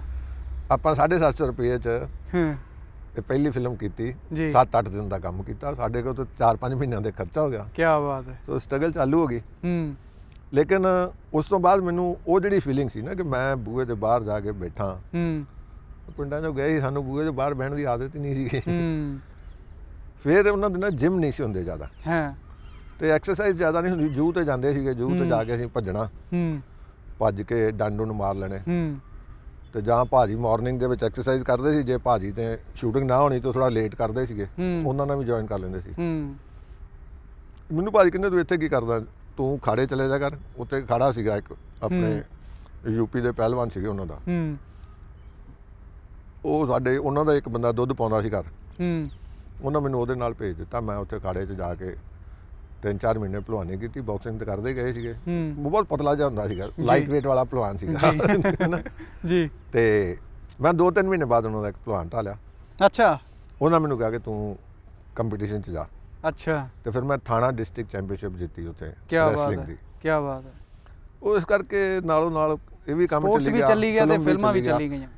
ਉਹਨੂੰ ਸਮਝੋ ਕਿ ਉਸ ਜ਼ਮਾਨੇ 'ਚ ਜਿਮ ਦੀ ਘਾਟ ਨੇ ਮੈਨੂੰ ਇਹਦੇ ਨਾਲ ਜੋੜ ਕੇ ਰੱਖਿਆ। ਕੀ ਬਾਤ ਹੈ। ਅੱਛਾ, ਇੱਕ ਹੋਰ ਸਵਾਲ ਔਲਖ ਸਾਹਿਬ ਮੇਰੇ ਮਾਈਂਡ 'ਚ ਆਉਂਦਾ, ਸੀਰੀਅਲ ਸ਼ੁਰੂ ਹੋ ਗਏ ਸੀ ਕਿਉਂਕਿ 82 83 ਚ ਆਪਣਾ ਜਿਹੜਾ ਕਿ ਟੈਲੀਵਿਜ਼ਨ ਵੀ ਲਾਂਚ ਹੋ ਗਿਆ ਸੀ ਪ੍ਰੋਪਰਲੀ ਇੰਡੀਆ 'ਚ, ਤੇ 85 86 ਦੇ ਵਿੱਚ ਸੀਰੀਅਲ ਬਣਨੇ ਸਟਾਰਟ ਹੋਏ। ਸੀਰੀਅਲਾਂ ਦੇ ਸਟਾਰਟਿੰਗ ਐਕਟਰ ਤੁਸੀਂ ਹੋ, ਮਤਲਬ ਸਟਾਰਟਿੰਗ 'ਚ ਜਿਹੜੇ ਸੀਰੀਅਲ ਬਣੇ ਉਹਨਾਂ ਦਾ ਤੁਸੀਂ ਹਿੱਸਾ ਰਹੇ, ਤੇ ਇਹ ਸੀਰੀਅਲਾਂ ਦੇ ਨਾਲ ਕਿਵੇਂ ਤੁਸੀਂ ਨਹੀਂ, ਜੁੜੇ? ਮੈਂ ਇਹਨਾਂ ਸੀਰੀਅਲ ਤੋਂ ਪਹਿਲਾਂ ਬਹੁਤ ਹਿੱਟ ਫਿਲਮਾਂ ਕਰ ਚੁੱਕਾ ਸੀ ਜੀ। ਮਤਲਬ ਕਿ ਜਦੋਂ 78 79 ਦੇ ਵਿੱਚ ਮੈਂ ਬੰਬੇ 'ਚ ਇਹ ਰੋਲ ਕਰ ਰਿਹਾ ਸੀਗਾ, ਜਿਸ 'ਚੋਂ ਮੈਂ ਨਹੀਂ ਕਹਿ ਸਕਦਾ ਕਿ ਐਜ਼ ਐਨ ਐਕਟਰ ਮੈਂ ਕੋਈ ਐਸਟੈਬਲਿਸ਼ ਹੋ ਗਿਆ ਜਾਂ ਕੁਝ ਹੋ ਗਿਆ, ਲੇਕਿਨ ਇਦਾਂ ਸੀਗਾ, ਚੱਲੀ ਜਾਂਦਾ ਸੀ ਕੰਮ ਕਾਫੀ ਕਰ ਲਿਆ। ਔਰ ਫਿਰ ਮੈਂ ਡਬਿੰਗ ਬਹੁਤ ਕਰਦਾ ਸੀਗਾ ਉਹਨਾਂ ਦਿਨਾਂ 'ਚ। ਸਾਊਥ ਦੀਆਂ ਫਿਲਮਾਂ ਹਿੰਦੀ 'ਚ ਨਵੀਆਂ ਡੱਬ ਹੋਣੀਆਂ ਸ਼ੁਰੂ ਹੋਈਆਂ ਸੀਗੀਆਂ, ਤੇ ਇਹਨੂੰ ਵਾਇਸ ਓਵਰ ਜਿਹਨੂੰ ਕਹਿੰਦੇ ਨੇ, ਉਹਨਾਂ ਦੀ ਦੂਜੇ ਐਕਟਰਾਂ ਦੀ, ਸਾਊਥ ਵਾਲਿਆਂ ਦੀ ਵਾਇਸ ਓਵਰ ਕਰਦੇ ਸੀਗੇ। ਪੈਸੇ ਵੀ ਅੱਛੇ ਸੀਗੇ, ਸੋ ਉਹ ਬਹੁਤ ਕੰਮ ਕੀਤਾ। ਆਲਮੋਸਟ ਮਹੀਨੇ 'ਚ 20 ਦਿਨ ਕੰਮ ਕਰੀਦਾ ਸੀਗਾ। That was very very well paid job. ਲੇਕਿਨ ਫਿਰ ਦਾਰਾ ਭਾਜੀ ਨੇ 76 ਦੇ ਵਿੱਚ ਇਹ ਸਟੂਡੀਓ ਲਿਆ ਸੀਗਾ, ਇਹ ਜਗ੍ਹਾ ਲਈ ਸੀ ਜੀ। ਇੱਥੇ ਫਿਰ ਉਹਨਾਂ ਨੇ ਇੱਕ ਫਿਲਮ ਬਣਾਈ ਧਿਆਨੂ ਭਗਤ। ਉਹਦੇ 'ਚ ਮੇਰਾ ਤੇ ਸਤੀਸ਼ ਕੌਲ ਦਾ, ਸਤੀਸ਼ ਕੌਲ ਰੋਮਾਂਟਿਕ ਲੀਡ ਸੀ, ਮੇਨ ਰੋਲ ਤੇ ਭਾਜੀ ਦਾ ਸੀਗਾ ਜੀ, ਤੇ ਮੈਂ ਸਤੀਸ਼ ਕੌਲ ਦੇ ਦੋਸਤ ਦਾ ਇੱਕ ਫੁੱਲ ਫਲੈਸ਼ ਰੋਲ ਕੀਤਾ ਸੀ ਪਹਿਲੀ ਫਿਲਮ 'ਚ। ਪਰ 78 'ਚ ਭਾਜੀ ਨੇ ਡਿਸਾਈਡ ਕੀਤਾ ਕਿ ਸਟੂਡੀਓ ਬਣਾਉਣਾ ਹੈ ਜੀ, ਤੇ ਉਦੋਂ ਫੈਮਿਲੀ 'ਚ ਸਭ ਤੋਂ ਵੱਡਾ ਮੈਂ ਹੀ ਸੀਗਾ, ਕਿਉਂਕਿ ਬਿੰਦੂ ਹੋਣੀ ਦੂਜੇ ਬਹੁਤ ਛੋਟੇ ਸੀਗੇ, 12 ਸਾਲਾਂ ਦੇ ਸੀਗੇ। ਤੇ ਮੈਨੂੰ ਉਹਨਾਂ ਨੇ ਕਿਹਾ ਕਿ ਤੂੰ ਆਪਣਾ ਇਹ ਜ਼ਿੰਮੇਵਾਰੀ ਸਾਂਭ, ਐਡਾ ਕੋਈ ਕੰਮ ਨਹੀਂ, ਤੇ ਤੂੰ ਜਾ ਕੇ ਤੇ ਉੱਥੇ ਕਰ ਲਾ, ਸਾਲ ਦੇ ਵਿੱਚ ਮੁੱਕ ਜਾਣਾ ਕੰਮ। ਸਾਲ 1.5 ਸਾਲ ਦਾ ਪ੍ਰੋਜੈਕਟ ਸੀਗਾ, ਪਰ ਇੱਥੇ ਮੈਨੂੰ ਲੱਗੇ ਕੋਈ ਅਰਾਊਂਡ 4 ਸਾਲ 4.5 ਸਾਲ ਜੀ। ਮੈਂ 79 ਅਕਤੂਬਰ 'ਚ ਇੱਥੇ ਆਇਆ ਸੀਗਾ ਜੀ, ਤੇ 84 ਤੱਕ ਮੈਂ ਇੱਥੇ ਸੀਗਾ। 84 ਮਤਲਬ ਕਿ 85 ਦੀ ਬਿਗਨਿੰਗ 'ਚ ਮੈਂ ਇੱਥੋਂ ਵਾਪਸ ਗਿਆ। ਤੇ ਉਹਦੇ ਦੌਰਾਨ ਮੈਂ ਸਰਪੰਚ ਫਿਲਮ ਕਰ ਚੁੱਕਾ ਸੀ। ਸਰਪੰਚ 'ਚ ਮੈਂ ਬਹੁਤ ਕਾਫੀ ਹਿੱਟ ਮੇਜਰ ਰੋਲ ਕੀਤਾ ਸੀਗਾ, ਬਿਲਕੁਲ ਬਿਗੇਸਟ ਹਿੱਟ ਫਿਲਮ ਸੀਗੀ। ਲੇਕਿਨ ਉਸ ਤੋਂ ਵੀ ਹਿੱਟ ਫਿਰ ਫਿਲਮ ਆਈ ਮਾਮਲਾ ਗੜਬੜ ਹੈ, ਗੁਰਦਾਸ ਮਾਨ ਦੀ ਪਹਿਲੀ ਫਿਲਮ ਸੀਗੀ। ਬਿਲਕੁਲ, ਤੇ ਮੈਂ ਉਹਦਾ ਮੇਨ ਵਿਲਨ ਸੀਗਾ ਜੀ। ਬਿਲਕੁਲ, ਇੱਥੇ ਬੈਠੇ ਜਿੱਦਾਂ ਤੁਸੀਂ ਮੇਰੇ ਆਫਿਸ ਬੈਠੇ ਜੋ ਸਾਹਮਣੇ ਜਿਹੜਾ ਗਾਰਡਨ ਆ ਜੀ, ਉੱਥੇ ਹੀ ਮੈਂ ਇਹਨਾਂ ਨੂੰ ਸ਼ਾਮ ਨੂੰ ਟ੍ਰੇਨਿੰਗ ਦਿਵਾਉਂਦਾ ਹੁੰਦਾ ਸੀਗਾ। ਕੀ ਬਾਤ, ਕਿਉਂਕਿ ਕੋਈ ਫਾਈਟਰ ਨਹੀਂ ਸੀ, ਕੁਝ ਨਹੀਂ ਸੀਗਾ ਜੀ। ਇੱਕ ਦਿਨ ਸਾਡੇ ਪ੍ਰੋਡਿਊਸਰ ਸੀਗੇ ਭਾਗ ਸਿੰਘ ਜੀ, ਉਹਨਾਂ ਦੀ ਅਸੀਂ ਬਹੁਤ ਰਿਸਪੈਕਟ ਕਰਦੇ ਹਾਂ, ਅੰਕਲ ਜੀ ਕਹਿੰਦੇ ਸੀ ਉਹਨਾਂ ਨੂੰ ਕਦੀ, ਤੇ ਉਹ ਵਨ ਆਫ ਦਾ ਪ੍ਰੋਡਿਊਸਰ ਸੀਗੇ। ਤੇ ਉਹ ਮੈਨੂੰ ਕਹਿੰਦੇ, ਬੇਟੇ ਯਾਰ ਪੈਸੇ ਵੈਸੇ ਤਾਂ ਹੈ ਨਹੀਂ, ਤੇ ਤੂੰ ਰੈਸਲਿੰਗ ਕਰਦਾ ਰਿਹਾ ਯਾਰ, ਤੂੰ ਭਾਜੀ ਦੇ ਨਾਲ ਰਿਹਾ, ਤੈਨੂੰ ਫਾਈਟ ਕਰਾਉਣੀ ਆਉਂਦੀ ਹੋਏਗੀ, ਤੂੰ ਫਾਈਟਾਂ ਕਰਵਾ ਦੇ। ਕੀ ਬਾਤ ਹੈ। ਮੈਂ ਜੀ ਫਾਈਟਾਂ, ਕਹਿੰਦੇ ਉਹ ਫਾਈਟ ਮਾਸਟਰ ਕਹਿੰਦਾ 50,000 ਰੁਪਏ ਲੱਗੇਗਾ। ਅੱਛਾ। ਹੁਣ ਇਹ ਕਿ ਮੈਂ ਕਿਹਾ ਭਾਜੀ ਫਾਈਟ ਦਾ ਕਿਹੜਾ ਕੰਮ ਹੁੰਦਾ, ਮੈਂ ਕਰਵਾ ਦਿੰਦਾ। ਤੇ ਮੈਂ ਕਿਹਾ ਮੈਨੂੰ ਕੈਮਰਾ ਐਂਗਲ ਵਗੈਰਾ ਨਹੀਂ ਆਉਂਦਾ। ਹਰੀਦਾਸ ਸੀਗੇ, ਕਹਿੰਦਾ ਤੂੰ ਪੰਚ ਬਣਾ, ਮੈਂ ਤੈਨੂੰ ਕੈਮਰਾ ਐਂਗਲਸ ਕਰ ਦੂੰਗਾ। ਵੈਸੇ ਮੈਨੂੰ ਥੋੜੀ ਬਹੁਤ ਸੀਗਾ ਨੌਲੇਜ, ਕਿਉਂਕਿ ਮੈਂ ਐਜ਼ ਏ ਅਸਿਸਟੈਂਟ ਵੀ ਉੱਥੇ ਕੰਮ ਕਰ ਚੁੱਕਾ ਸੀਗਾ ਬੰਬੇ ਜੀ। ਤੇ ਫਿਰ ਮੈਂ ਪਹਿਲੀ ਫਿਲਮ ਮਾਮਲਾ ਗੜਬੜ ਹੈ ਜਿਹੜੀ, ਉਹਦੇ 'ਚ ਮੈਂ ਫਾਈਟ ਮਾਸਟਰ ਸੀਗਾ, ਔਰ ਐਜ਼ ਏ ਫਾਈਟ ਮਾਸਟਰ ਤੇ ਮੇਰਾ ਉਹਦੇ 'ਚ ਨਾਮ ਵੀ ਹੈ, ਲੇਕਿਨ ਮੈਂ ਉਹਦੇ 'ਚ ਡਾਂਸ ਮਾਸਟਰ ਵੀ ਸੀਗਾ। ਕੀ ਬਾਤ ਹੈ। ਜਿਹਦਾ ਨਾਮ ਨਹੀਂ ਹੈ ਕਿਉਂਕਿ ਪੈਸੇ ਨਹੀਂ ਸੀ ਹੈਗੇ ਫਿਲਮ ਬਣਾਉਣ ਦੇ ਲਈ ਇੰਨੇ। ਕਹਾਣੀ ਬਹੁਤ ਖੂਬਸੂਰਤ ਸੀਗੀ, ਸਭ ਕੁਝ ਬਹੁਤ ਅੱਛਾ ਸੀਗਾ। ਤੇ ਮੈਨੂੰ ਯਾਦ ਹੈ ਜਦੋਂ ਲੇਕ ਦੇ ਉੱਤੇ ਅਸੀਂ ਪਹਿਲਾ ਗਾਣਾ ਕਰ ਰਹੇ ਸੀਗੇ, ਤੇ ਮੈਂ ਦਲਜੀਤ ਕੌਰ ਦਾ ਰੋਲ ਕਰ ਰਿਹਾ ਸੀਗਾ ਜੀ। ਅੱਛਾ। ਤੇ ਹਰੀਦਤ ਜਿਹੜਾ ਗੁਰਦਾਸ ਮਾਨ ਦਾ ਸਟੈਪ ਕਰ ਰਿਹਾ ਸੀਗਾ ਜੀ।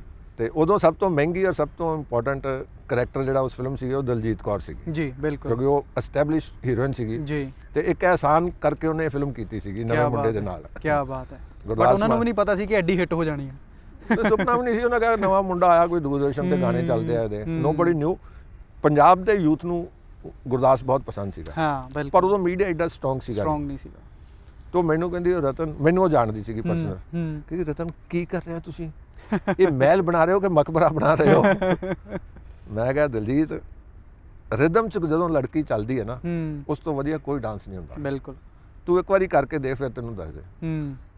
ਔਰ ਅਗਰ ਤੁਸੀਂ ਹੁਣ ਦੁਬਾਰਾ ਦੇਖੋਗੇ ਉਹ ਫਿਲਮ, ਲੇਕ ਦੇ ਉੱਤੇ ਗਾਣਾ ਦੇਖੇ, ਉਹ 'ਚੋਂ ਕਿਤੇ ਡਾਂਸ ਨਹੀਂ ਕਰ ਰਹੀ, ਉਹ ਰਿਦਮ 'ਚ ਉਤਰ ਰਹੀ ਹੈ, ਰਿਦਮ 'ਚ ਜਾ ਰਹੀ ਹੈ, ਰਿਦਮ 'ਚ ਸਾਰਾ ਕਰ ਰਹੀ ਹੈ, ਔਰ ਸਭ ਤੋਂ ਹਿੱਟ ਗਾਣਾ ਹੋਇਆ। ਫਿਰ ਮੈਨੂੰ ਉਹਨਾਂ ਸੋਚਿਆ ਕਿ ਸ਼ਾਇਦ ਕਰੂੰਗਾ, ਲੇਕਿਨ ਮੈਂ ਫਾਈਟ ਮਾਸਟਰ ਬਣਨਾ ਜਾਂ ਡਾਂਸ ਮਾਸਟਰ ਬਣਨਾ ਮੇਰਾ ਕੋਈ ਸੀਗਾ ਨਹੀਂ। ਭੰਗੜੇ ਦੇ ਮਾੜੇ ਜਿਹੇ ਸਟੈਪ ਆਉਂਦੇ ਸੀ, ਉਹਨਾਂ ਨੂੰ ਅਸੀਂ ਯੂਜ਼ ਕਰ ਲਿਆ। ਔਰ ਉਸ ਤੋਂ ਬਾਅਦ ਫਿਰ ਬਹੁਤ ਫਿਲਮਾਂ ਕੀਤੀਆਂ, ਪੰਜਾਬੀ ਦੀਆਂ ਕਾਫੀ ਕੀਤੀਆਂ ਜੀ, ਜਿਨ੍ਹਾਂ ਚੋਂ ਪਗੜੀ ਸੰਭਾਲ ਜੱਟਾ, ਸਵਾ ਲੱਖ ਸੇ ਏਕੜ ਮੈਂ ਪਹਿਲਾਂ ਕਰ ਚੁੱਕਾ ਸੀਗਾ, ਸੌਰੀ ਉਹ ਮੈਂ ਦੱਸਣਾ ਭੁੱਲ ਗਿਆ ਜੀ। ਉਹ ਮੈਂ ਆਪਣਾ ਮੇਰਾ ਦੇਸ਼ ਮੇਰਾ ਧਰਮ ਤੋਂ ਪਹਿਲਾਂ ਸਵਾ ਲੱਖ ਸੇ ਏਕੜ ਵੀ ਕੀਤੀ ਸੀ। ਤੇ ਫਿਰ ਬਾਸ਼ੀ ਨਾਲ ਫਿਲਮਾਂ, ਵਰਿੰਦਰ ਨਾਲ ਫਿਲਮਾਂ ਕੀਤੀਆਂ ਜੀ। ਫਿਰ ਆਪਣਾ ਸ਼ੇਰਾਂ ਦੇ ਪੁੱਤ ਸ਼ੇਰ ਜੀ, ਮਤਲਬ ਉਸ ਤੋਂ ਬਾਅਦ ਸਿਲਸਿਲਾ ਫਿਰ ਕੰਟੀਨਿਊ ਸ਼ੁਰੂ ਹੋ ਗਿਆ, ਪੰਜਾਬੀ ਫਿਲਮਾਂ ਕੀਤੀਆਂ ਜੀ। ਅੱਛਾ ਔਲਖ ਸਾਹਿਬ, ਇੱਕ ਸਵਾਲ ਮੇਰੇ ਮਾਈਂਡ 'ਚ ਹੋਰ ਆਉਂਦਾ, ਹੁਣ ਦੁਬਾਰਾ ਤੁਸੀਂ ਬੰਬੇ ਤੋਂ ਇੱਥੇ ਸ਼ਿਫਟ ਹੋ ਚੁੱਕੇ ਹੋ, ਮੇਰਾ ਦਾਰਾ ਸਟੂਡੀਓ ਦੇ ਨਾਲ ਜੁੜਿਆ ਹੋਇਆ ਸਵਾਲ ਹੈ ਕਿ 80-90 ਦੇ ਦਹਾਕੇ 'ਚ ਇਸ ਸਟੂਡੀਓ ਦੀ ਬਹੁਤ ਵੱਡੀ ਦੇਣ ਆ ਪੰਜਾਬੀ ਫਿਲਮ ਇੰਡਸਟਰੀ ਨੂੰ, ਇੱਕ ਪ੍ਰੋਮੀਨੈਂਟ ਲੋਕੇਸ਼ਨ ਰਹੀ ਹੈ ਕਿਸੇ ਟਾਈਮ, ਅੱਜ ਵੀ ਆ, ਪਰ ਅੱਜ ਦੁਬਾਰਾ ਇਸ ਨੂੰ ਥੋੜ੍ਹੀ ਜਿਹੀ ਹੈਲਪ ਦੀ ਜਾਂ ਰੀਕ੍ਰੀਏਟ ਕਰਨ ਦੀ ਜ਼ਰੂਰਤ ਹੈ, ਉਸ ਨੂੰ ਤੁਸੀਂ ਕਿਵੇਂ ਦੇਖਦੇ ਹੋ? ਦੇਖੋ, ਇਸ ਤੋਂ ਪਹਿਲਾਂ ਮੈਂ ਤੁਹਾਡੇ ਇੱਕ ਸਵਾਲ ਦਾ ਜਵਾਬ ਦੇਣਾ ਹਟ ਗਿਆ ਕਿ ਮੈਂ ਟੈਲੀਵਿਜ਼ਨ 'ਚ ਕੀ ਕੀਤਾ ਜੀ। ਹਾਂ ਬਿਲਕੁਲ, ਕਿ ਜਦੋਂ ਮੈਂ 85 'ਚ ਇੱਥੋਂ ਗਿਆ ਸੀਗਾ, ਉਦੋਂ ਟੈਲੀਵਿਜ਼ਨ ਨਵਾਂ ਚਾਲੂ ਹੋਇਆ ਸੀਗਾ ਜੀ, ਤੇ ਦੂਰਦਰਸ਼ਨ ਇੱਕੋ ਹੀ ਜਗ੍ਹਾ ਚੀਜ਼ ਸੀਗੀ ਜਿਹੜੀ ਬਹੁਤ ਮਤਲਬ ਪਾਪੂਲਰ ਸੀ। ਜਿਹੜੀ ਵੱਡੀ ਸੀਰੀਅਲ ਆ ਉਹ ਦੂਰਦਰਸ਼ਨ 'ਤੇ ਹੁੰਦੀ ਸੀ ਜੀ, ਤੇ ਦੂਰਦਰਸ਼ਨ 'ਤੇ ਸਾਡੇ ਇੱਕ ਕੰਪਲੀਟ ਸਿਨੇਮਾ ਕਰਕੇ ਟ੍ਰੇਡ ਮੈਗਜ਼ੀਨ ਆਉਂਦਾ ਸੀ, ਉਹਨਾਂ ਨੇ ਪਹਿਲੀ ਇੱਕ ਸੀਰੀਅਲ ਬਣਾਈ ਸੀਗੀ ਕਿੱਸਾ ਸ਼ਾਂਤਿਕਾ ਜੀ, ਸਟੂਡੈਂਟਸ ਦੇ ਉੱਤੇ ਸੀ। ਉਹਦੇ 'ਚੋਂ ਮੈਂ ਵਨ ਆਫ ਦਾ ਸਟੂਡੈਂਟ ਦਾ ਰੋਲ ਕੀਤਾ ਸੀ, ਜਿਹੜਾ ਬੜਾ ਇੰਪੋਰਟੈਂਟ ਸੀਗਾ। ਉਸ ਤੋਂ ਬਾਅਦ ਫਿਰ ਜ਼ੀ ਟੀਵੀ ਬਿਲਕੁਲ ਨਵਾਂ ਸ਼ੁਰੂ ਹੋਇਆ, ਤੇ ਮੈਂ ਜ਼ੀ ਟੀਵੀ 'ਤੇ ਸੀਰੀਅਲ ਕੀਤੀ ਇਹ ਦਿਲ ਲੱਗੀ ਜੀ। ਇਹ ਦੋ ਸੀਰੀਅਲ ਕਰਨ ਦੇ ਨਾਲ ਟੈਲੀਵਿਜ਼ਨ ਜਿਹੜਾ ਸੀਗਾ ਉਹਨੇ ਮੈਨੂੰ ਅਸੈਪਟ ਕਰ ਲਿਆ ਜੀ, ਤੇ ਫਿਰ ਮੈਂ ਹਜ਼ਾਰਾਂ ਦੇ ਹਿਸਾਬ ਦੇ ਨਾਲ ਮਤਲਬ ਕਿ ਕੀਤੀਆਂ, ਆਲਮੋਸਟ ਸਾਰੀਆਂ ਵੱਡੀਆਂ ਸੀਰੀਅਲਸ ਮੈਂ ਉਸ ਜ਼ਮਾਨੇ 'ਚ ਕੀਤੀਆਂ। ਸਿਨੇਵਿਸਟਾ ਦੀ ਮੈਂ ਜਨੂਨ ਕੀਤੀ, 5.5 ਸਾਲ ਚੱਲੀ। ਕੀ ਬਾਤ ਹੈ। ਫਿਰ ਬੀ ਆਰ ਚੋਪੜਾ ਦੇ ਨਾਲ ਮੈਂ, ਰਵੀ ਚੋਪੜਾ ਜੀ ਦੀ ਡਾਇਰੈਕਸ਼ਨ ਦੇ ਵਿੱਚ मैं दिल्ली हूँ, अपना ये अपने विष्णु पुराण जी, फिर अमर चित्र कथाएं, उस तो बाद फिर युग किया, राजा हरिश्चंद्र की, सोनी महिवाल किया, ਤਾਂ ਕਰਦਿਆਂ ਇਹ ਉਹ ਦੌਰ ਸੀ ਮਤਲਬ ਜਦੋਂ ਸੀਰੀਅਲ ਫਿਲਮਾਂ ਨੂੰ ਵੀ ਟੱਕਰ ਦਿੰਦੇ ਸੀ, ਕਾਫੀ ਅੱਛੇ ਲੈਵਲ ਦੇ ਸੀਰੀਅਲ ਬਣੇ। ਹਾਂ, ਬਹੁਤ ਵੱਡੇ, ਕਿਉਂਕਿ ਉਦੋਂ ਇਹ ਭੱਜ ਦੌੜ ਨਹੀਂ ਸੀਗੀ। ਉਦੋਂ ਇੱਕ ਆਪਣਾ ਐਪੀਸੋਡ ਬਣਾਉਣ ਦੇ ਲਈ 3 ਦਿਨ ਲਾਉਂਦੇ ਸੀ ਫਿਲਮਾਂ ਵਾਂਗੂ, ਹੁਣ ਇੱਕ ਦਿਨ 'ਚ 1.5 ਐਪੀਸੋਡ ਕੱਢਦੇ ਆ ਕਿਉਂਕਿ ਡੇਲੀ, ਤੇ ਇਸੇ ਕਰਕੇ ਉਹ ਸਿਰ ਹਿਲਾਉਣ ਵਾਲਾ ਕੰਮ ਜ਼ਿਆਦਾ ਹੋ ਗਿਆ। ਇਹ ਉਦੋਂ ਨਹੀਂ ਸੀਗਾ, ਉਦੋਂ ਪ੍ਰੋਪਰ ਢੰਗ ਦੇ ਨਾਲ ਕੰਮ ਕੀਤਾ ਜਾਂਦਾ ਸੀ। ਅੱਛਾ, ਮੈਂ ਸਟੂਡੀਓ ਬਾਰੇ ਸਵਾਲ ਕੀਤਾ ਸੀ ਕਿ ਦਾਰਾ ਸਟੂਡੀਓ ਦਾ ਹੁਣ ਤੁਸੀਂ ਕੀ ਯੋਗਦਾਨ ਜਾਂ ਫਿਊਚਰ ਅਸੀਂ ਦੁਬਾਰਾ ਤੋਂ ਦੇਖ ਸਕਦੇ ਹਾਂ ਫਿਲਮ ਇੰਡਸਟਰੀ ਦੇ ਵਿੱਚ, ਕਿਉਂਕਿ ਵੱਡਾ ਨਾਂ ਹੈ, ਪ੍ਰੋਮੀਨੈਂਟ ਪਲੇਸ ਆ, ਹਰ ਐਕਟਰ ਜਾਣਦਾ ਹੈ, ਹਰ ਬੰਦਾ ਜਾਣਦਾ ਕਿ ਵੈਲ ਐਸਟੈਬਲਿਸ਼ਡ ਇੱਕ ਪਲੇਸ ਆ ਮੋਹਾਲੀ ਸ਼ਹਿਰ 'ਚ, ਜੋ ਕੈਪੇਬਿਲਿਟੀ ਰੱਖਦੀ ਆ ਹਰ ਤਰ੍ਹਾਂ ਦੀ ਫਿਲਮ ਦਾ ਕੰਮ ਕਰਨ ਦੀ। ਹੁਣ ਤੁਸੀਂ ਕਿਵੇਂ ਦੇਖ ਰਹੇ ਹੋ, ਬਿਕਾਜ਼ ਤੁਸੀਂ ਹੁਣ ਇਹਨੂੰ ਹੈਂਡਲ ਕਰ ਰਹੇ ਹੋ? ਦਾਰਾ ਸਟੂਡੀਓ ਜਦੋਂ ਅਸੀਂ ਸ਼ੁਰੂ ਕੀਤਾ ਉਦੋਂ ਇੱਥੇ ਕਾਫੀ ਫਿਲਮਾਂ ਬਣਦੀਆਂ ਸੀਗੀਆਂ, ਪਰ ਕਿਉਂਕਿ ਪੰਜਾਬੀ ਫਿਲਮਾਂ ਦਾ ਕਦੀ ਇੰਨਾ ਬਜਟ ਨਹੀਂ ਸੀਗਾ ਕਿ ਉਹ ਸੈੱਟ ਲਾ ਸਕਣ ਜਾਂ ਸਟੂਡੀਓ ਨੂੰ ਪੈਸੇ ਦੇ ਸਕਣ।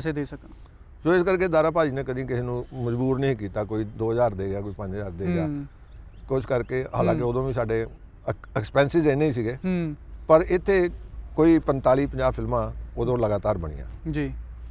ਪਰ ਫਿਰ ਇੱਕ ਦੌਰ ਆਇਆ ਸੀਗਾ ਪੰਜਾਬ 'ਚ, ਤੁਸੀਂ ਸ਼ਾਇਦ ਉਹ ਨਹੀਂ ਦੇਖਿਆ, ਅਸੀਂ ਤਾਂ ਸਾਰਾ ਅੱਖਾਂ ਨਾਲ ਦੇਖਿਆ। ਬਿਲਕੁਲ, ਬਹੁਤ ਡਿਸਟਰਬ ਹੋ ਗਿਆ ਪੰਜਾਬ, ਬਿਲਕੁਲ, ਤੇ ਮੂਵਮੈਂਟ ਸੀਗੀ, ਸਾਰੇ ਕੰਮ ਬੰਦ ਹੋ ਗਏ, ਸਭ ਕੁਝ ਬੰਦ ਹੋ ਗਿਆ, ਤੇ ਫਿਲਮ ਇੰਡਸਟਰੀ ਤੇ ਆਲਮੋਸਟ ਬੰਦ ਹੀ ਹੋ ਗਈ ਸੀ।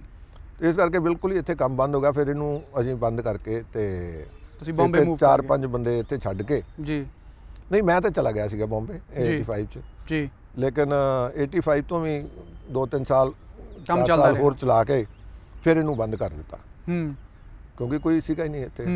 ਪਰ ਸਟਾਫ ਰੱਖਿਆ ਹਮੇਸ਼ਾ, ਸਾਡੇ ਕੋਲ ਕੈਮਰੇ ਸੀਗੇ, ਲਾਈਟਾਂ ਸੀਗੀਆਂ, ਉਹ ਜੇ ਕੋਈ ਆ ਜਾਂਦਾ ਸੀ ਉਹਨੂੰ ਰੈਂਟ ਤੇ ਦੇ ਦਿੰਦੇ ਸੀਗੇ ਜੀ। ਬਾਕੀ ਇਹਦਾ ਆਲਮੋਸਟ ਕੰਮ ਬੰਦ ਹੋ ਗਿਆ।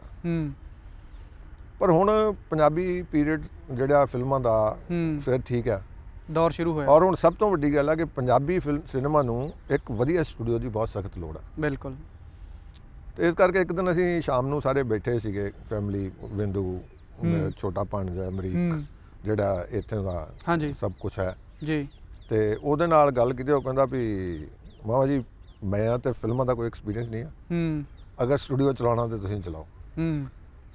ਮੇਰੇ ਲਈ ਇਹ ਸਟੂਡੀਓ ਦੂਜਾ ਘਰ ਆ। ਮੈਂ ਜੀ ਹਰ ਇੱਕ ਕਿੱਟ ਲਾਈ ਹੈ। ਜੇ ਤੁਸੀਂ ਇੱਥੇ ਆ ਜਿਹੜੇ 250-300 ਰੁੱਖ ਦੇਖ ਰਹੇ ਜੇ ਜੀ, ਆ ਜਿਹੜਾ ਤੁਹਾਡੇ ਪਿੱਛੇ ਮੋਰ ਪੰਖ ਆ, ਇਹ ਵੀ 40 ਸਾਲ ਪੁਰਾਣਾ ਹੈ। ਕੀ ਬਾਤ ਹੈ। ਇਹ ਵੀ 80 ਦਾ ਲੱਗਾ। ਸੋ ਇਹ ਹਰ ਇੱਕ ਰੁੱਖ ਮੈਂ ਆਪਣੇ ਹੱਥੀਂ ਲਾਇਆ। ਸੋ ਜਦੋਂ ਮੈਂ ਇੱਥੇ ਆਉਣਾ ਨਾ ਮੇਰੇ ਤਾਂ ਕਈ ਵਾਰੀ ਘਰ ਦੇ ਵੀ ਕਹਿ ਦਿੰਦੇ ਹੁੰਦੇ ਕਿ ਤੂੰ ਘਰ ਵੀ ਆ ਜਾ ਹੁਣ ਮੁੜ ਕੇ ਬਸ ਮੈਨੂੰ ਫੀਲਿੰਗ ਆਉਂਦੀ ਹੈ ਕਿ ਮੈਂ ਇੱਥੇ ਹੀ ਹਾਂ। ਮੈਂ 5 ਸਾਲ ਇੱਥੇ ਹੀ ਰਿਹਾ ਜੀ। 1 ਸਾਲ ਮੈਂ ਉੱਥੇ ਸੁੱਤਾ, ਜਿਹੜਾ ਦਫ਼ਤਰ ਆ ਮੇਰਾ ਬੈਡਰੂਮ ਸੀਗਾ ਜੀ। ਉਸ ਤੋਂ ਬਾਅਦ ਮੈਂ ਉੱਪਰ ਇੱਧਰ ਆਪਣੇ ਬੈੱਡ ਬਣਾ ਲਏ ਜੀ। ਇਸ ਕਰਕੇ ਜਦੋਂ ਮੈਂ ਹੁਣ ਆਇਆ, ਹੁਣ ਮੈਂ ਇੱਥੇ ਆਲਮੋਸਟ ਪ੍ਰੋਡਿਊਸਰਸ ਨੂੰ ਹਰ ਫੈਸਿਲਿਟੀ ਦਊਂਗਾ ਜਿਹੜੀ ਉਹਨਾਂ ਨੂੰ ਬੰਬੇ ਦੇ ਕਿਸੇ ਸਟੂਡੀਓ 'ਚ ਮਿਲ ਸਕਦੀ ਹੈ। ਇਟ ਵਿਲ ਟੇਕ 2-4-6 ਮਹੀਨੇ ਹੋਰ ਲੱਗ ਜਾਣਗੇ, ਲੇਕਿਨ ਜਿੱਦਾਂ ਹੁਣ ਮੈਂ ਇੱਥੇ ਪੁਲਿਸ ਸਟੇਸ਼ਨ ਬਣਾ ਦਿੱਤਾ, ਇੱਥੇ ਮੈਂ ਪਰਮਾਨੈਂਟ ਸੈੱਟ ਦੇ ਰਿਹਾ ਤਾਂ ਕਿ ਉਹਨਾਂ ਨੂੰ ਕਿਤੇ ਵੀ ਜਾ ਕੇ, ਅੱਜ ਤੁਸੀਂ ਅਸਲੀ ਪੁਲਿਸ ਸਟੇਸ਼ਨ 'ਚ ਜਾ ਕੇ ਸ਼ੂਟਿੰਗ ਕਰਨੀ ਹੋਵੇ ਜਾਂ ਕੋਰਟ ਰੂਮ 'ਚ ਜਾ ਕੇ ਕਰਨੀ ਹੋਵੇ ਤੇ ਤੁਹਾਨੂੰ ਇੱਕ ਬੰਦਿਸ਼ ਟਾਈਮ ਮਿਲਦਾ, ਤੁਸੀਂ ਉਹਨਾਂ ਦੇ ਨਾਲ ਡਿਸਟਰਬ ਨਹੀਂ ਕਰ ਸਕਦੇ। ਬਿਲਕੁਲ। ਸੋ ਮੈਂ ਇੱਥੇ ਕੋਰਟ ਰੂਮ ਦੇ ਰਿਹਾ, ਇੱਥੇ ਪੁਲਿਸ ਸਟੇਸ਼ਨ, ਇਹ ਤਾਂ ਬਣ ਚੁੱਕੀਆਂ।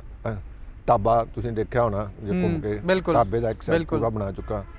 ਪਿੰਡ ਦੇ ਕੱਚੇ ਘਰ ਦਾ ਸੈੱਟ ਬਣ ਰਿਹਾ ਜੀ। ਮੇਰੇ ਕੋਲ ਸਟੂਡੀਓ ਹੈ ਜਿੱਥੇ ਤੁਸੀਂ ਕਿਸੇ ਵੀ ਤਰ੍ਹਾਂ ਦਾ ਸੈੱਟ ਲਾ ਸਕਦੇ। ਜੇ ਸਾਊਥ ਦੀ ਫਿਲਮ ਵਾਲੇ ਪਿੱਛੇ ਜੇ ਲਾ ਕੇ ਗਏ ਨੇ ਜੀ। ਹੁਣੇ ਮੈਂ ਕੁਝ ਦਿਨ ਪਹਿਲਾਂ ਆਪਣਾ ਇੱਕ ਗਾਣਾ ਕੀਤਾ ਸੀ ਨਛੱਤਰ ਗਿੱਲ ਦਾ ਜੀ।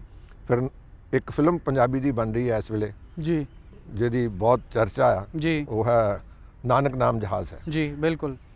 तो नानक नाम जहाज़ की भी इतने 5-6 दिन शूटिंग हुई है जी, और मैं ਉਹਦੇ ਚ ਐਜ਼ ਅ ਕਮਬੈਕ ਵੀ ਸਮਝੋ ਕਰ ਰਿਹਾ। ਮੈਂ ਸਮਝ ਗਿਆ। ਮੇਰਾ ਸਵਾਲ ਇਹੀ ਸੀ ਕਿ ਲੇਟੈਸਟ ਜਿਹੜਾ ਔਲਖ ਸਾਹਿਬ ਤੁਹਾਨੂੰ ਨਜ਼ਰ ਆਉਣਗੇ। ਮੈਂ ਜਿਸ ਦਿਨ ਆਇਆ ਸੀਗਾ ਇੱਥੇ, ਇਹ ਮੈਂ ਆਪਣੇ ਅਪ੍ਰੈਲ ਦੇ ਮਹੀਨੇ ਚ ਬੰਬੇ ਤੋਂ ਇੱਥੇ ਸ਼ਿਫਟ ਹੋਇਆ ਵਿਦ ਫੈਮਿਲੀ। ਇੱਥੇ ਮੈਂ ਆਪਣਾ ਘਰ-ਬਾਰ ਖਰੀਦਿਆ, ਸਾਰਾ ਕੁਝ ਕਰਕੇ ਬੰਬੇ ਮੈਂ ਰੈਂਟ ਤੇ ਦੇ ਕੇ ਇੱਥੇ ਆ ਗਿਆ ਸਾਰਾ। ਮੈਨੂੰ ਤੀਜਾ ਜਾਂ ਚੌਥਾ ਦਿਨ ਸੀਗਾ, ਕਿਸੇ ਆਪਣੇ ਮੈਗਜ਼ੀਨ ਵਾਲੇ ਨੇ ਲਿਖ ਦਿੱਤਾ ਕਿ Ratan Aulakh has come back to start ਦਾ ਕੀ ਬਾਤ ਹੈ ਦਾਰਾ ਸਟੂਡੀਓ ਜੀ। ਤੇ ਮੈਨੂੰ ਮਾਨਸੇ ਤੋਂ ਇੱਕ ਫੋਨ ਆਇਆ ਤੇ ਮਾਨਸਾ ਨਹੀਂ, ਸਮਾਣੇ ਤੋਂ ਫੋਨ, ਉਹ ਦੋ ਨਾਮ ਸੇਮ ਨੇ ਮੈਨੂੰ। ਤੇ ਉਹ ਕਹਿੰਦੇ ਵੀ ਤੁਸੀਂ ਇੱਦਾਂ ਦਾ ਔਲਖ ਸਾਹਿਬ ਆ ਗਏ ਜੇ, 3 ਦਿਨ ਪਹਿਲਾਂ ਅਸੀਂ ਪੜ੍ਹਿਆ ਸੀਗਾ ਤੇ ਅਸੀਂ ਸਪੈਸ਼ਲ ਰੋਲ ਲਿਖਿਆ ਤੁਹਾਡੇ ਲਈ।